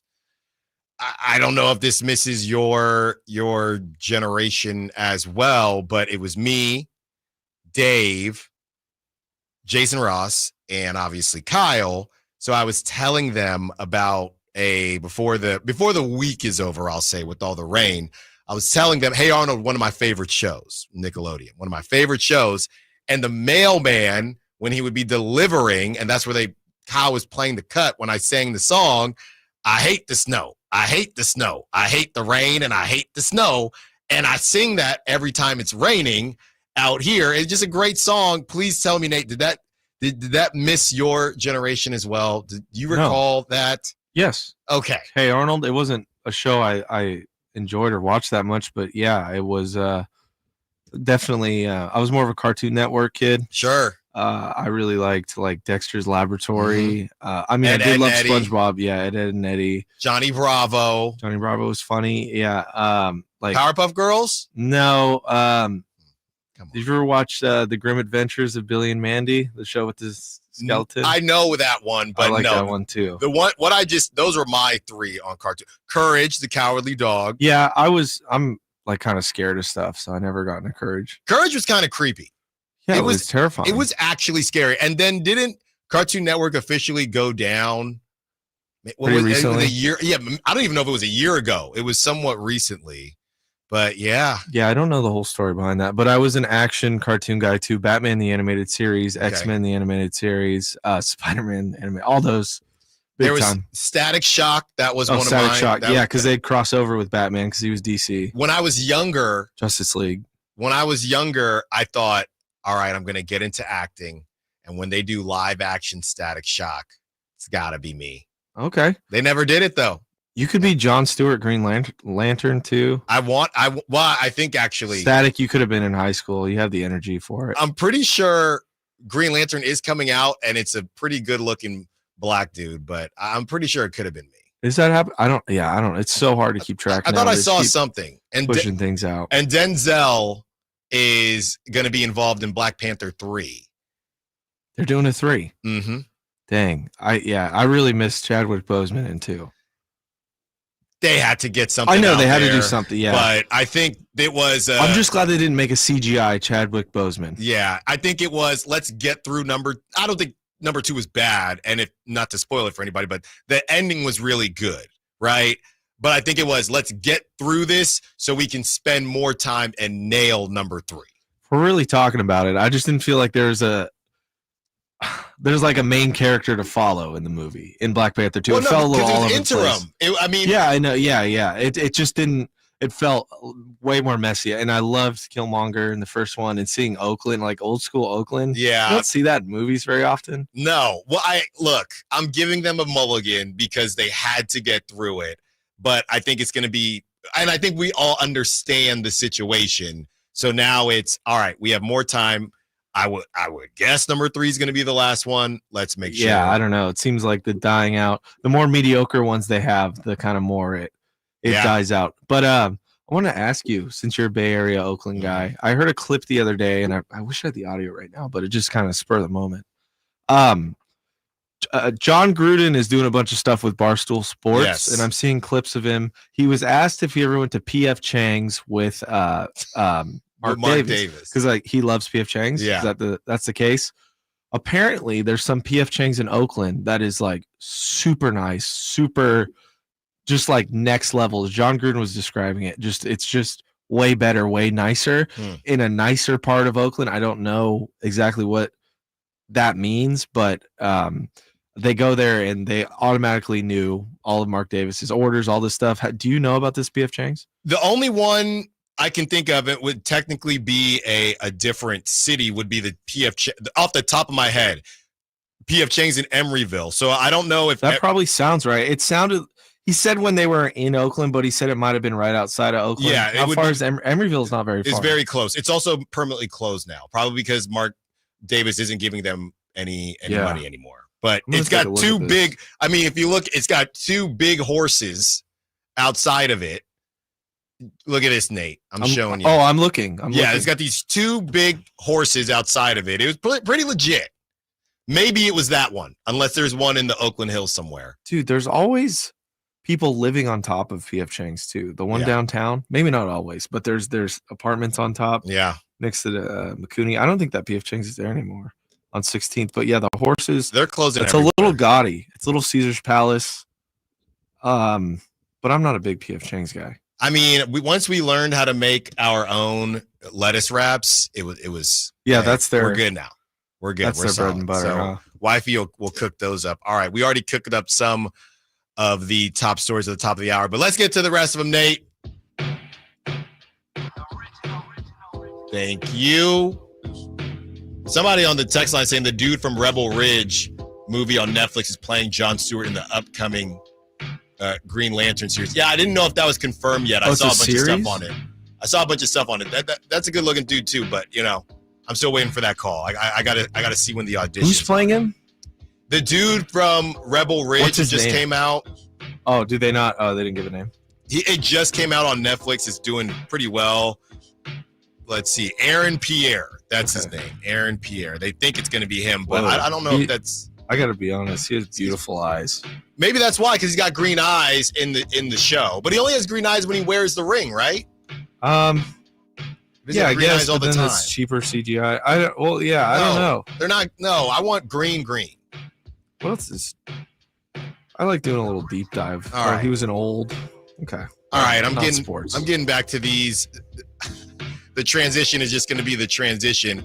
Hall of Fame linebacker Ray Lewis has emerged as a candidate to become the next head coach at Florida Atlantic. Basically, the narrative on it is that FAU is trying to go the Dion route. We're going to change our culture. We're going to do this. We're going to get a really big name from the NFL and change things. I think it's really funny because the college is kind of doing this thing where NBA or college basketball has already been doing it. They do it all the time. I mean, maybe not as the biggest stars, but you have guys that have, a Penny Hardaway and different NBA stars. They're always coaching in college basketball. So we'll see if it works out for FAU. Ray Lewis, we know I think he's been around Dion a lot at Colorado. So we'll see what happens there. Nate, you have the Tyson Jake Paul fight. The Netflix stock rises again after Tyson Paul fight sets streaming records, but Front Office Sports says some of those numbers are, maybe a little or not official. Netflix, this is what they had to say. Jake Paul, Mike Tyson fight generated a streaming record for a live sporting event, but there is still a fairly large asterisk with that boast. Netflix said Tuesday it posted an estimated average minute audience of 108 million live global viewers, building on previously reported figures of a peak 65 million concurrent streams and 60 million households around the world watching the fight won by Paul on Friday in a unanimous decision. The U.S. audience alone was accredited for 38 million concurrent streams. The streaming giant also said the undercard fight between Katie Taylor and Amanda Serrano generated 47 million, being the most watched women's sports event of all time. The figures, however, are only first-party unaudited numbers in international markets and were compiled in the U.S. with the aid of advertising technology firm TV Vision. Unlike Netflix's upcoming Christmas Day NFL doubleheader, which will employ Nielsen methodology like other league rights holders, the boxing match did not involve a highly established and audited measurement company to tabulate the audience. And they go on to say, hey, they probably broke them, but technically things were not necessarily as straightforward as you might think. And last but not least, John Heyman has chimed in now on Bleacher Report that he thinks the Mets are the favorite, but he also to land Juan Soto, but also mentions the Phillies, the Yankees, of course, the Blue Jays, and the Red Sox. But yeah, that reported 660 million. He says that the meeting went very well in LA with the Mets and Juan Soto, but anything is possible. Again, that's just the starting amount for Juan Soto. But if nobody else goes past 660 million, which is very possible that they don't, Juan Soto might just go to the Mets and say, all right, even though it's not the Yankees, 660 mil, there's a lot of places I could be anywhere. But to still be in New York, I will take that for sure. All right, on the other side, who is the biggest mess in the NFL? There are a lot of candidates, but who is the biggest mess in the NFL? Allen Stiles, Sacktown Sports. The only place you'll find De'Aaron Fox is Sacktown Sports. Spins away from the defender, in the paint, soft floater. That's a great play by De'Aaron Fox. Hey, Sacramento, it's De'Aaron Fox, and you're listening to the home of the Sacramento Kings, Sacktown Sports. Your local sports leader. Join Sacramento State football this Saturday at 2 for the Causeway Classic versus UC Davis. Get your tickets at hornetsports.com. Coach Doug Christie here for your truck headquarters, reminding you that every deal at Folsom Lake Ford is a slam dunk. Shop all your favorite models on sale now, including America's best-selling truck for over 47 years, Ford F-Series, plus a huge selection of Broncos, Bronco Sports, and all of Ford's award-winning SUVs at FolsomLakeFord.com.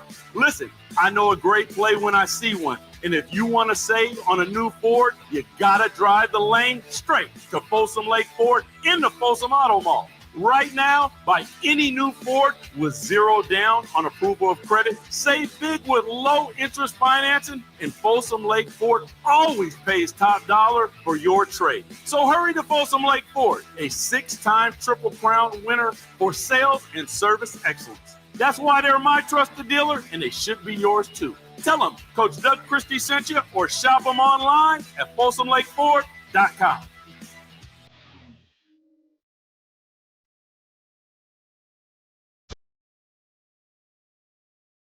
Live and local. Live and local. This is Sacktown Sports. –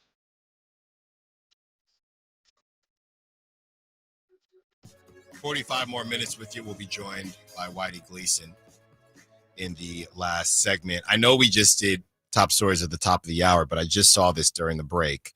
We're also going to get to who is the biggest mess in the NFL. There are a lot of contenders.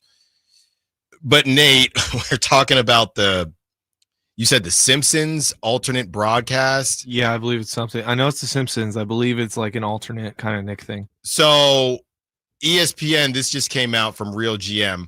ESPN will air an alternate Mickey Mouse broadcast on Christmas Day when the New York Knicks take on the San Antonio Spurs. There's definitely a Lakers joke in there somewhere about their Mickey Mouse ring. But yeah, they're going with the New York Knicks and San Antonio Spurs, and Mickey Mouse alternate broadcast will air on Christmas Day. Now, my kids or my child is too young to care, I think. I guess she'll be closer to 2 than 1 by the time Christmas comes around. But I am curious for what the point of this is. Parents that are out there, when there's a Nickelodeon version of the game, is this so you get to watch the game, but the kid is also interested because of the slime and stuff? I mean, they'll have pretty young broadcasters. I'm trying to figure. Is it just seeing a cartoon? I'm trying to figure out what the NFL and NBA. Is there an issue they're trying to solve?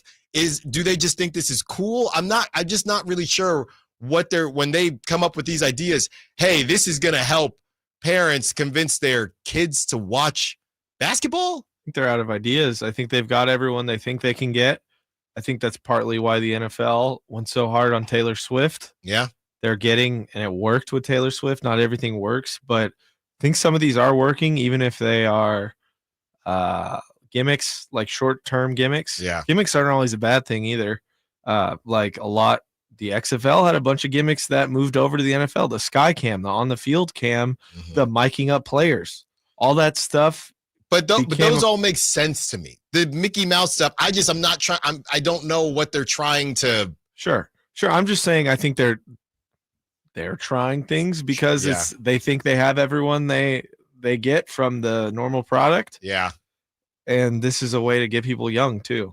Yeah, well, maybe. Now that you mentioned that again, and I know we've already reported on this. So to your point, Nate, this is what's going on with the NBA. It just the ratings are no better. They're in a tough spot right now. And I guess at this point, why not? Why not try something new? So this is it.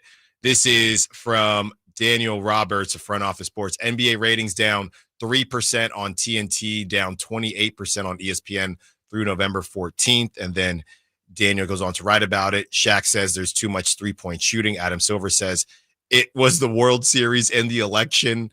And Daniel says, I say not enough storylines so far this season. So everybody kind of breaking down what their thoughts are. So yeah, get Mickey Mouse out there. Maybe there's some nostalgia for some of the older fans to see Mickey. What the heck is Mickey Mouse in? Like, I know Mickey Mouse Clubhouse for babies, literally for babies. Mm-hmm.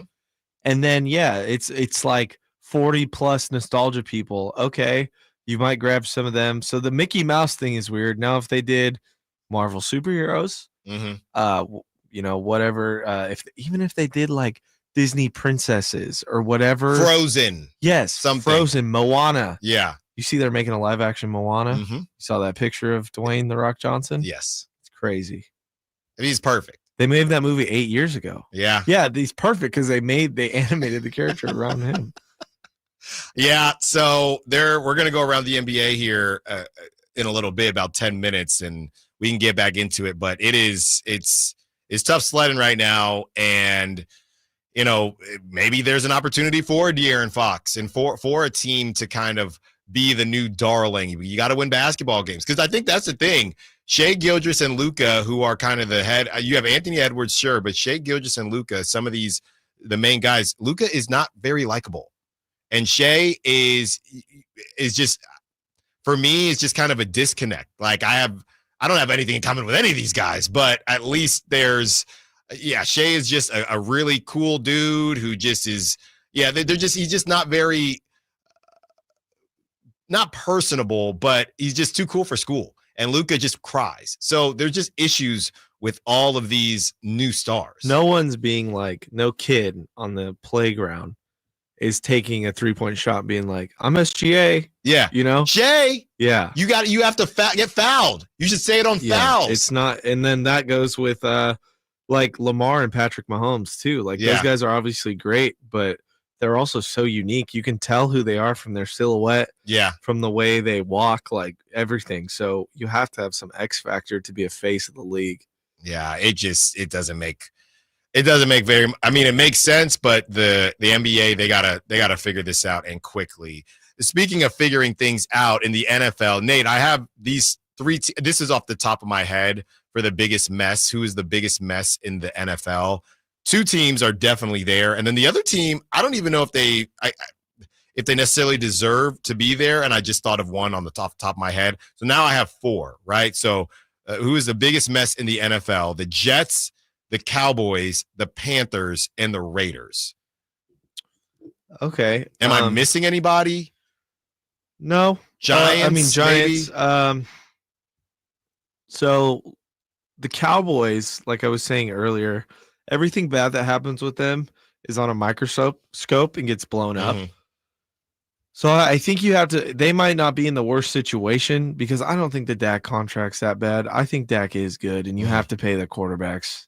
You know, you have to pay like you could let him walk, but he's done so much and he's still a good player. So whatever. Yeah. I think the Cowboys, though, just because they are who they are and they are the most famous sports franchise ever, pretty much, maybe besides the Yankees, they are probably the worst. I think then it goes Jets, absolute disarray, complete letdown of the season.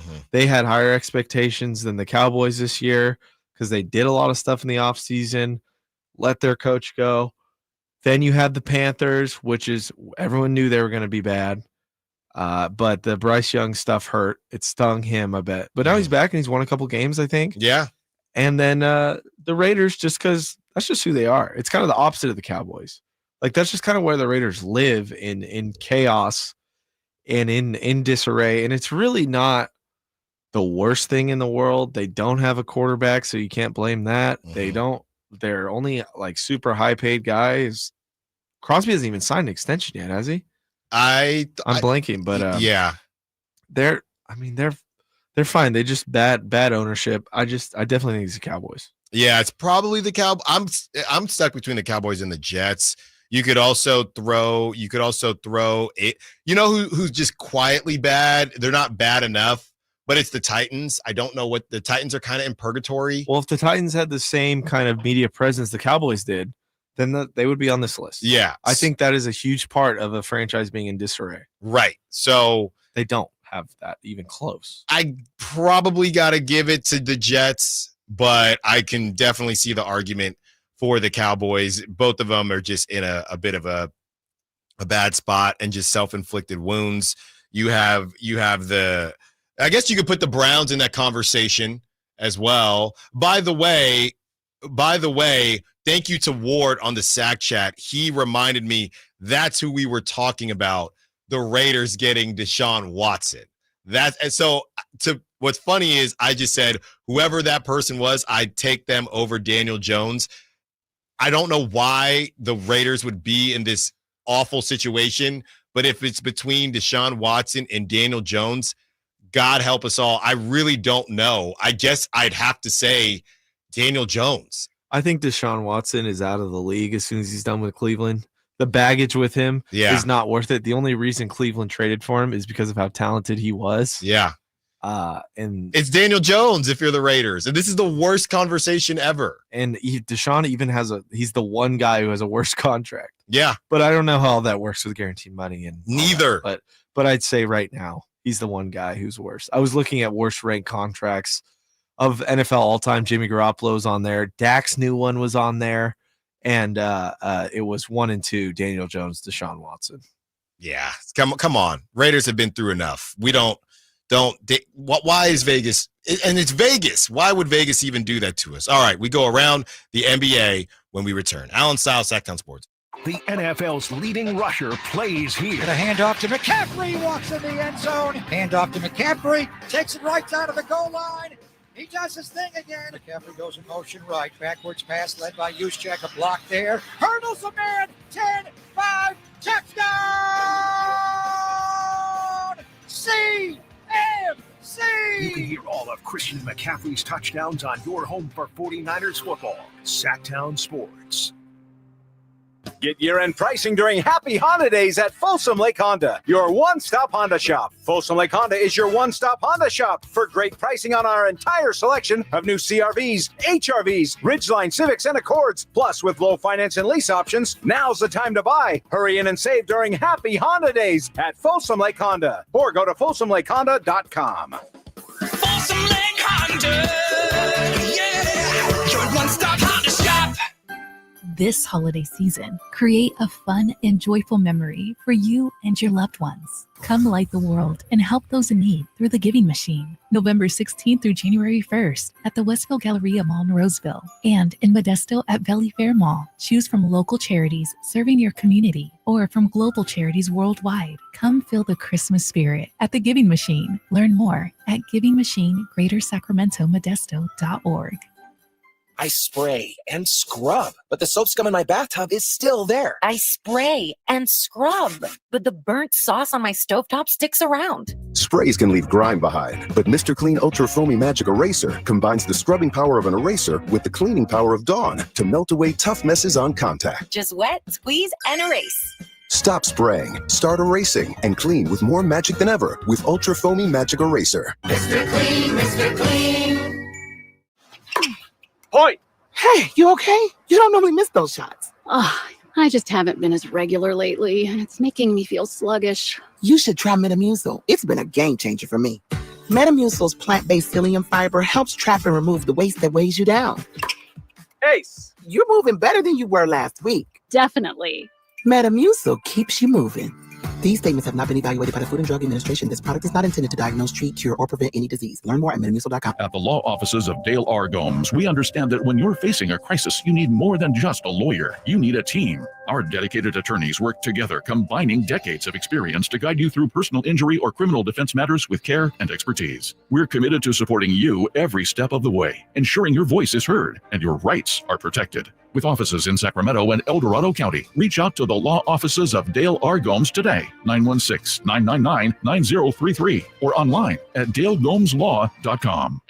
Shop Big O Tires now through December 8th and buy 3, get 1 free on 4 select in-stock Cooper, Nexen, Nitto, National, or Sumitomo brand tires. Visit Big O Tires for your total auto care services. Installation required. Disposal fees extra. Not valid with other offers. See Big O dealer for details. Increase leads and get more customers. We create tailored digital marketing strategies that deliver results. On your next campaign, aim higher. Go to aimyourdigital.com and get started today. aimyourdigital.com. What's up? We're talking to Chad Hoblet of Hoblet Dodge, Chrysler, Jeep, Ram, and Woodland. Chad, what's going on for Ram Power Days? We are finishing the year strong by stocking up on new heavy-duty Ram trucks with over 300 available. And with savings up to $17,000 off MSRP, your perfect Ram truck is waiting at Hoblet. That's some pretty big savings on those hard-to-find heavy duties. Yep, and you won't find better deals on more Ram trucks than at the Hoblet Ram Truck Center. There's a reason we continue to be one of the biggest Ram dealers in the country, with numerous customer service awards, including the very prestigious Walter P. Chrysler Award, which means we are in the top 1% of dealers in the nation. Once you buy from Hoblet, you won't buy anywhere else. Don't miss the savings at Hoblet. Search, select, and save through their whole inventory at HobletDodge.com. Unbeatable prices, unbeatable selection. Nobody beats Hoblet, period. 17,000 total net savings on select new 2024 Ram 2500 Tradesmans after 10,500 factory rebates and 6,500 dealer discounts. Rebates include 3,000 Hoblet Select inventory coupons, 500 on-the-job upfit incentive with proof of business ownership, and 2,000 Hoblet trade-in assistance for eligible trade-ins. 5 of this net savings, see dealer for details. Sample VIN 238277. Finally, an easy way to find home improvement contractors. Just visit subcontractorsunited.com and simplify your search for home services professionals. From cabinets to windows, roofing to plumbing, Subcontractors United is an easy, simple way to find and hire a home improvement contractor. And you never have to give up personal information. So no harassing phone calls like you get from those other websites. SubcontractorsUnited.com is sponsored by D&D Cabinets and Savage Design.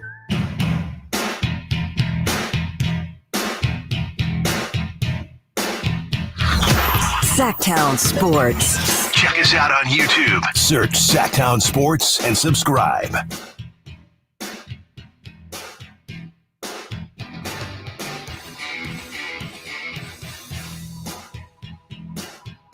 $30 more minutes with ya. Allen Stiles here, taking you up to 2 p.m. Gonna hand you over to the Drive guys, Whitey Gleason, Kyle Draper, Jay Johnson. And it is time to take a trip around the NBA.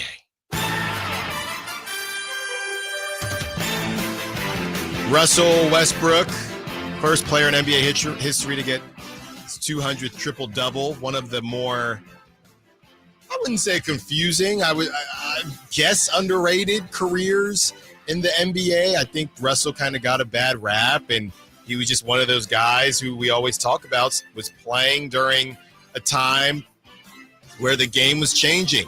Point guard started just shooting the three ball, everybody really, on a ridiculous clip. And, you know, Russell Westbrook, that wasn't really his bag, and he kind of got worse shooting throughout his career, but still brings a lot of value to a team. He has that MVP. He was doing things that we hadn't seen since Oscar Robertson. So shout out to Russell Westbrook. He becomes the first player to record 200 triple doubles, whether it was, you know, people talk about the stat padding, things like that. We understand, but the bottom line is if everybody could be doing it, then everybody would be doing it. And that wasn't what happened. Yesterday, the Cavs finally lost. First time this season, they went 15-0, but until falling to the defending champs, the Boston Celtics, who are now 12-3. It was a great run from the Cavs. And look, man, we talk about stacking wins. That's exactly what you want to do. You get out there, you win it. Obviously, you need to win more, but this puts them in a great position moving forward to try to hold on. I mean, you're dealing with the Boston Celtics, who they're still just 12-3. And they still don't even have Porzingis. So you're dealing with the juggernaut here. So to give yourself a little bit of time, even if you end up a second or third seed, you can look back to that ridiculous hot start and say, hey, we put ourselves in a really good position. In that game, Jason Tatum had 33 points. Jaylen Brown had 17. Al Horford, 20. Derek White, 19. Drew Holiday, 11. Peyton Pritchard, 13. I mean, that's just a classic Celtics game. You had six dudes in double figures. That's crazy. That's who the Celtics are. That's the balance that we talk about. And nothing to sneeze at by the Cavaliers. Evan Mobley, 22 points, 11 rebounds. Jared Allen, 10 points, 11 rebounds. Donovan Mitchell, 35 points, 8 rebounds, 3 assists. Darius Garland, he was the one who down the stretch just couldn't help the team as much as he would have liked. He only had 8 points. Niang had 11 points. Ty Jerome, there's a throwback. UVA from Virginia, 10 points.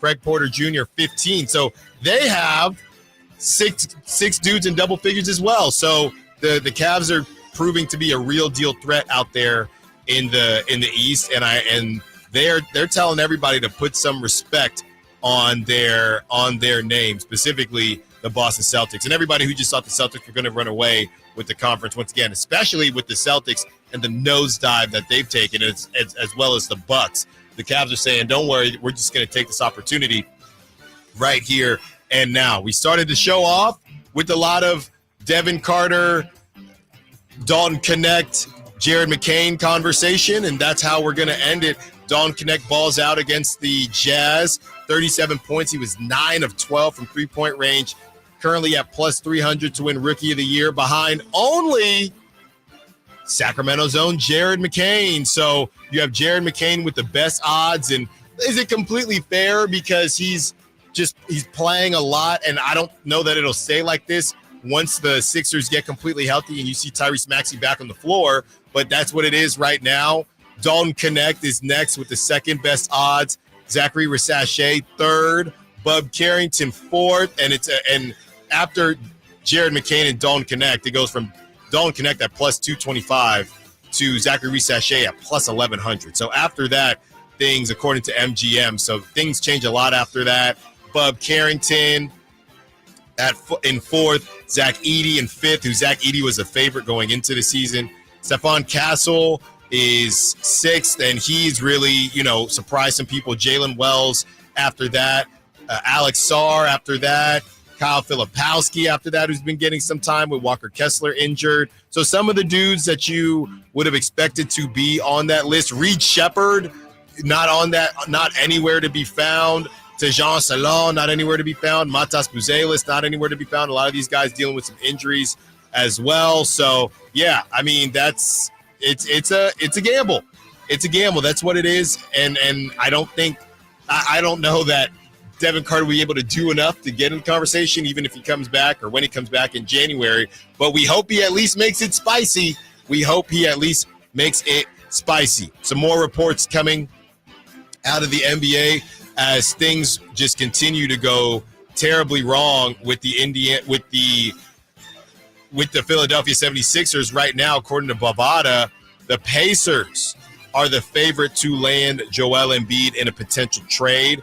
Let's go worst odds to best odds. Los Angeles Lakers at plus 750. I mean, that would be weird. I guess Anthony Davis never wanted to be a center, so you could run Anthony Davis at the 4, I guess, because Anthony Davis can shoot the 3 ball enough, and so can Joel Embiid, by the way. So Los Angeles Lakers at plus 750. Miami Heat at plus 650. New Orleans Pelicans at plus 550. Dallas Mavericks at plus 450. Brooklyn Nets at plus 350. New York Knicks at plus 300. And Indiana Pacers at plus 200. What is it with these teams that's not to say he's going to get moved, but what is it with these teams feeling that they're going to go all in and then you got the Bucks who are maybe going to blow it up and they're in year 2 after the Dame trade. These older guys that they're making these big trades for, it's just not working, but they continue to do it. And I guess, hey, if that's what it is, that's what it is. Speaking of, I don't know, Giannis isn't older. He is in his 30s, though. The Rockets, as we reported yesterday, that the Rockets there was buzz going around that the Rockets may be interested in Giannis Antetokounmpo, and that might be true, but The Athletic is reporting that the Rockets are not interested in breaking up their core for Giannis Antetokounmpo. And I guess that's, hey, Jalen Green, Şengün, I would assume Fred VanVleet is part of their core. I don't know if it's young core to do the timeline conversation. So basically, the Rockets are saying, you want Dylan Brooks? You can get Dylan Brooks and maybe a couple picks or something like that. And the Bucks are saying, no, I don't think that's going to be the case. To be fair, though, if you're the Rockets, and I'm not sure of their draft situation, to be fair, the Rockets, they could just give up a bunch of picks, right? I mean, I don't know that Milwaukee's going to want young play. They're going to want both. So is everybody untouchable if you're the Rockets? You're not willing to give up anybody? Maybe you don't have to give up Jalen Green and Şengün. What does that look like? So I don't think this thing is completely cooked. I think the Rockets are just saying, we want to add. We think Giannis is going to help. We want to add to that. We don't want to blow the thing up. So maybe it's a draft conversation. That could be the case as well. Look, something's brewing in Milwaukee. Something is definitely brewing in Milwaukee. I'm not completely sure if the whole thing is going to get blown up, but it's definitely escalating quickly. By the way, you talk about injuries and teams that you didn't have to pay attention to or don't have to pay attention to. The Pelicans were a team where I thought, okay, you didn't move Brandon Ingram, but maybe it ends up helping. Maybe it ends up working out for you. They just haven't been able to get healthy. Here's the Pelicans injury report tonight. Brandon Ingram is out with an ankle. Jose Alvarado out with the hamstring. Zion Williamson out with the hamstring. Jordan Hawkins out with the back. CJ McCollum out, adductor. Trey Murphy III out, injury management. Herb Jones out, shoulder. DeJounte Murray out, hand. We got to look at that box score tomorrow. There's going to be some who he play for, right? This is going to be a G League team that they're putting out there. And again, nobody's going to feel bad for you. The Pelicans 4-11. They make the biggest trade they can. DeJounte Murray and he gets hurt. What was that, the first or second game? And guess who the Pelicans have tonight? The Cleveland Cavaliers. I don't even know if that's worthy of being a trap game.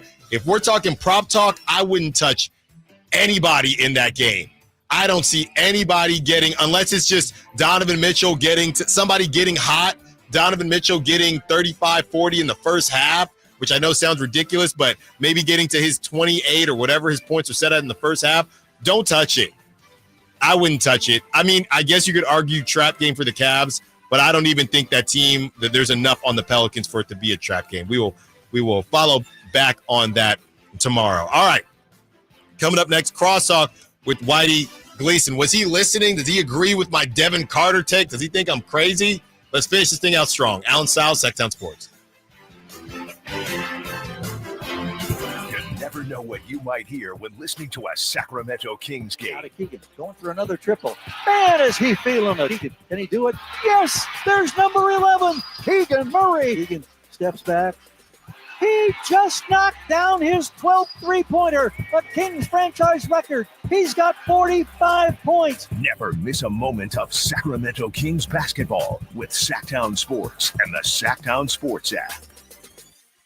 Did you know that replacing garage doors is the biggest return on investment homeowners can get on improvements? Jason Ross here, and let me tell you about the Overhead Door Company of Sacramento, a family-owned and operated company with third-generation owners that's been in business for 71 years right here in Sacramento. With new garage doors from Overhead Door Company of Sacramento, you'll not only get the wow factor, but you'll also know that you're working with a well-respected and proven company. Residential and commercial, brand new garage doors, or repairs to existing doors, they do it all. Take advantage of their free at-home estimates on new garage doors or check out the showroom with no appointment needed. And while you're at it, mention me, Jason Ross, or Sacktown Sports and receive $100 off a new garage door paired with a new garage door opener. Check out their website at ohdsac.com or call them at 916-421-3747. Overhead Door Company of Sacramento, the genuine, the original overhead door. Always look for the red ribbon logo. Toyota's Black Friday sales event ends soon. Take advantage of the biggest savings of the year and gear up for adventure in a legendary Toyota truck. Ready, set, let's go. Get $2,000 cash back on Tundra and Tundra Hybrid, or lease a Tacoma 4x4 for as low as $269 a month. Ready, set, let's go. The clock is ticking on Toyota's Black Friday sales event. Don't miss out. Toyota, let's go places. Offer available through TFS to buyers with premium ready credit ends 12/2/24. Facts are facts, and the facts show that for eliminating hip, knee, back, leg, and foot pain, it's the Good Feet personalized arch support system, clinically proven to provide significant pain relief in only 4 weeks. Good Feet arch supports are designed to help put your feet and whole body back in pain-relieved proper alignment. Good Feet arch supports are HSA and FSA eligible. Book your free fitting at Good Feet in Sacramento, Roseville, and Vacaville. Black Friday is on its way at Fasteners Inc. Tool Outlet, and there's no better place to shop for all your power tools. Low price Makita Bear tools starting at $89, Makita batteries starting at just $49, and many more of the year's hottest deals. November 25th through December 2nd. That's right, one whole week of crazy deals on power tools. So don't forget, our Black Friday sale will be November 25th through December 2nd. Check us out at 6701 Power Inn Road or online at fastenersinc.net. At Elk Grove Honda, our recipe for happy holidays is to think happy Honda days. Let's explain. Happy is a good thing. We all like happy. Honda stands for quality, reliability, comfort, design, peace of mind, value at resale, and a lot more feel-good words. Days is how long you have left to take advantage of Elk Grove Honda's year-end clearance underway right now. Elk Grove Honda is located in the Elk Grove Auto Mall, Highway 99 at Elk Grove Boulevard, or visit us at elkgrovehonda.com. I gotta get an Elk Grove Honda. When it's cold and rainy outside, Bonnie is leading the way home. Right now, stay warm and cozy with a full furnace tune-up, just $59. Plumbing, sewer, electrical, heating, and air. Schedule an appointment today at Bonnie.com.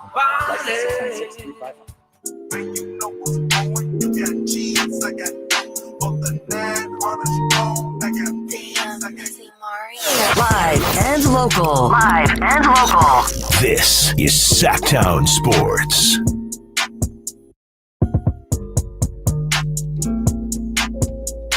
Whitey Gleason. joins us, and you were showing me what are all these? So is there something going on with sports cards that is there a resurgence like when yo-yos came back? What's going on? I feel like I have buddies now talking about cards that I never knew were even into getting cards. Do you know when did this happen? During the pandemic. Okay. That's when it really came back. But it's always been there. I completely missed the boat on this. So are you getting cards? Yes. So where do you get cards now? You can get them at True Sports Cards and Collectibles in Rockland. Okay. You can get them a lot of places now. Because you just grab some. You can't grab some from a Target, right?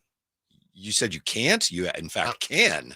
Or Big Five, any of the. I'm not. Big Five. Big Five is. I don't think they carry them as often. I've seen them there. Like Target has them all the time. Yeah, you're just out but are you gonna find a Paul? Are you gonna find that Paul Skeens rookie card that everyone's looking for in Target? I'm not sure. I don't know if that's possible. It might. I don't know. Sometimes cards like that, it's like they're only available in these packs or whatever. I don't know the answer to I feel like that card has to be in. I don't know if it's been found yet, but I don't think it has. It has to be in Pittsburgh. Why? It makes the most sense. It has to be in Pennsylvania. How about that? It's got to be in Pennsylvania. Huh. I don't know. Have you found any gems? Well, I got some old stuff. Like I got a Julius Erving rookie card from way, way back when. That's worth a little bit. Yeah. My buddy was saying something like, oh, yeah, the real collectors, almost like wine. You don't swallow the wine if you're actually tasting the wine. Oh, yeah, the real collectors, you don't rip the cards open. You don't open the packs or something bizarre. You hold on to it. And then I guess years. It depends what's in it. Yeah, I don't know. Jason Ross supposedly, around the time of the pandemic, he found out that sports cards are more valuable than ever. And, of course, LeBron's rookie cards are really valuable. Mm-hmm. So, this is as best I can remember. He realizes he has some cards in his garage or somewhere. It's like, I think I have some from that year. And he finds, it was either LeBron or maybe it was Kobe. Mm-hmm. And he's talking to Alva. His wife says, what are the odds? So he opens it, and sure enough, he had a Kobe rookie card. But to your point, he took it to somebody at a card store, and I think he was just to see how much it was worth. I don't think he was selling it. The guy said, it was worth more if you didn't open it. But how would he know it was in there? Right. That's the whole thing. I don't get because that. It could be in there. So if you you could sell something. Oh, yeah. You could sell something to me, Allen. Here you go. There's a chance Kobe's rookie card is in here. Yeah. Give me $5,000. Yeah. I'll give it. But then I don't know. 4,500. You don't know if you ever had it. I don't know if I have it. Right. But you're telling me there's a chance. Okay. I don't understand this. I gotta do some research on that. But the card I just showed you is a card from my dad's uncle. I brought that in.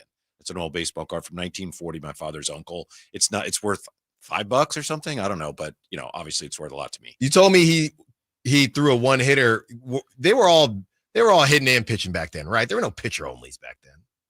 Well, they didn't have a DH, right? So you had to hit, but he was a starting pitcher. In the National League. So wow. Yeah. There you go. Yeah. And then it could have been you next. You could have carried on the tradition. Could have been, yeah. Just couldn't develop that second pitch and never had a first one. Other than that, yeah. No, I hear you. I hear you. Well, look, speaking of different pitches and adjusting, the Kings are going to have to hopefully make an adjustment in the right way when Devin Carter comes back, because I'm telling you what, Whitey, I said it to start the show. I feel like I'm in one of those commercials where I'm getting night sweats, and I look to the left and it's Dalton Knecht making a three, and I look to the right and it's Jared McCain balling out. I mean, I kind of wanted him. I honestly was more okay with taking Devin Carter instead of Jared McCain if you just straight up think he's a better guard. I really like Dalton Knecht and Tejan Salon, just those long. And look, I might have been terribly wrong on Tejan Salon. We'll see. Has been injured, hasn't been on the court. But the Dalton Knecht thing, I guess what I'm struggling with and what I spent a lot of time with today is I'm not really sure if you're saying that somebody said that I gave the comparison of Keon Ellis to Derek White, and I looked at his first two seasons, their measurements, things like that. If you're telling me that you just want as many defensive guards as possible that can shoot, cool. in Devin Carter and Keon Ellis, and somebody said, what if they're the next Derek White and Drew Holiday? That'd be outstanding. Somebody on the text line said that, but I'm struggling with what Devin Carter will help the team with that Keon doesn't already do. That's what I'm struggling with. Mm-hmm. I think this is a guess. I don't think Monty historically goes into a draft saying, we need this, we need this. Who's got that? I think he goes and says, this is the best player, let's get him. Case in point, they drafted Haliburton. They already had De'Aaron Fox. Yeah. And you ended up spinning it off for very useful pieces, So that's my guess. Devin Carter, maybe when they drafted him, they weren't entirely sure how he would fit into the big picture. But if they felt he was the best player, and, we should probably wait until he plays a game before we start saying it was a wrong move. Well, that's part of it, too. Yeah. That's part of it, too. These guys are playing right now. Dalton Knecht dropping 37. And he was hurt. I mean, to your point, he was hurt during the combine and everything. So we'll see. I spent a lot of time on that. He looked good Friday working out. We saw him. And that's the thing. I'm not saying I'm just saying I hope it was the right pick, because we're seeing other guys. And not that you look back at this draft and it's still early. I mean, it's a complete mess. You have Jared McCain and Dalton Knecht right now because Tyrese Maxey has been hurt. That's why McCain's been playing so much. But they're the two favorites to win Rookie of the Year, and they were the 16th and 17th pick, whatever it was. So we knew that this draft class was a bit of a crapshoot. So we'll see what happens when Devin Carter gets on the floor. But I'm just sitting there thinking, when the Kings lose a game, and you say to yourself, oh, I can't wait for Devin Carter because he's going to help us do blank. I asked that question, and most people said, well, the Kings stink at defending the three, so he's definitely going to help that. Mm-hmm. Yeah, and more depth, right? Mm-hmm. I think the whole thing to the Kings season, it's not so much about Sabonis and DeRozan and Fox. That's what we all focus on, of course, because they're so exciting. But, they are very, very consistent players. The whole key to the season is everybody else being consistent. Mm-hmm. So you don't have those games, and I'm not going to name any names. We all know what we're talking about. I don't mean to pick on anybody where, he had a good game where everyone turns into Harrison Barnes. Mm-hmm. I had a great game. So you'll pick on Harrison Barnes because he's gone now. Yes. That's what everyone used to say. Yeah. Oh, he has 21, and then the next night he has 7. Mm-hmm. And that's the key to the season. They're not going to get anywhere near as close to what they want to get to if they don't have more consistency from other guys besides those three who are very consistent. Yeah, and as we go around the rest to that big three, how do you feel? I'm pretty sure you came across it, but Kings fans approaching this kind of doing a victory lap or looking around saying, hey, NBA world, I thought you said we traded the wrong guard, right? And I heard you doing that today. No, I didn't start this. I heard you, and I saw you on YouTube doing your little victory dance. Wait, that was not me. I have not been on social media dancing lately. But do you think it's fair for Kings fans? I mean, Tyrese Haliburton Who down was that here today that I heard then saying, how is Haliburton 18th? And De'Aaron Fox is up to 20. How is that? Who was that I heard saying that? That was Carmichael Dave. Oh, was it? It's probably both of us. But, I mean, De'Aaron is better. He's better. This is what I wanted going into the season, though, because you still got the Ringer, if you care about it or not, they got Ja Morant higher than De'Aaron. They still got Haliburton higher than De'Aaron. This is the season where I think De'Aaron is trying to solidify himself as a top point guard. And even the Jalen Brunson of the world, he should be in these conversations, and he never has been. Yeah, we're going to talk to your friend, and I think you guys go way back, you and Slates, right? Yeah, we do. Yeah. So we have him on today. Mm-hmm. And one of the things he says when we have these discussions is Sabonis, and I think we were talking about Sabonis, but it applies to Fox too. They're always going to be somewhat underrated in the eyes of Sacramento fans unless and until they win in the postseason. Yes. Yeah. And rightly or wrongly, that's just where it is. It doesn't matter that the Pacers beat the Bucks without Giannis and Dame missed a couple games. None of that matters. What matters is it doesn't even matter that Tyrese was a little bit banged up and didn't really play that well either. Doesn't matter. They got to the Eastern Conference Finals. Right. That's it. That's what people remember right now. Mm-hmm. And De'Aaron has not won a playoff series. Mm-hmm. Ja Morant, a couple years ago, he had not a super deep playoff run, but Ja Morant has been in the playoffs. Yes. Like, that stuff it matters as if it's your grandfathered in. Remember on your wireless plan, oh, you're grandfathered into this plan, even though we don't technically offer it. They're grandfathered in to being better than guys that might be having better seasons. And now you have Jalen Brunson. It's either that or ridiculous usage. So Shai Gilgeous-Alexander hasn't made that run yet, but his numbers are insane. So right now, De'Aaron Fox doesn't have he doesn't have either of those things. His numbers aren't insane, and he doesn't have that one playoff stretch where people said, "Oh yeah, well he did this, he did that." But it is nice though to go over the numbers on these nice days where it's cold and rainy out. You got a fire going, and you can settle down on your computer or look through the old record book. I hate it. Have some cider, some hot cider. You like this? Oh, it's great. Are you serious? Isn't it great? Or did you hear me earlier and you're doing a bit? You don't like, nobody likes this. What are you going to do, Alan? Sit by your calendar and be mad and go, well, it's not summer yet. Yeah, no, you might as well enjoy what the season has to offer. I'm not saying I don't enjoy it. I'm saying people that like this over summer, they're lying. They're lying. You like this better than summer? I like whatever time it is, a year it is better than whatever time of year it's not, because that's where we are. That's not an answer. The election's over. I don't want these political correct answers. I'm not going to worry about the summer right now. We got a ways to go. If somebody said, what is your favorite time of year? What would you say? Your favorite July. season? It's the longest days of the year. Yeah. Okay. Yeah. That's doesn't all. mean this is bad. This has its own charm. Charm? I love the rainy days. Well, you have your own charm. Whitey Gleason coming up next with Kyle Draper. The Drive Guys with Jay Johnson. Thank you to Nate. Great job as always. Thank you to callers, texters, sack chatters. Until tomorrow.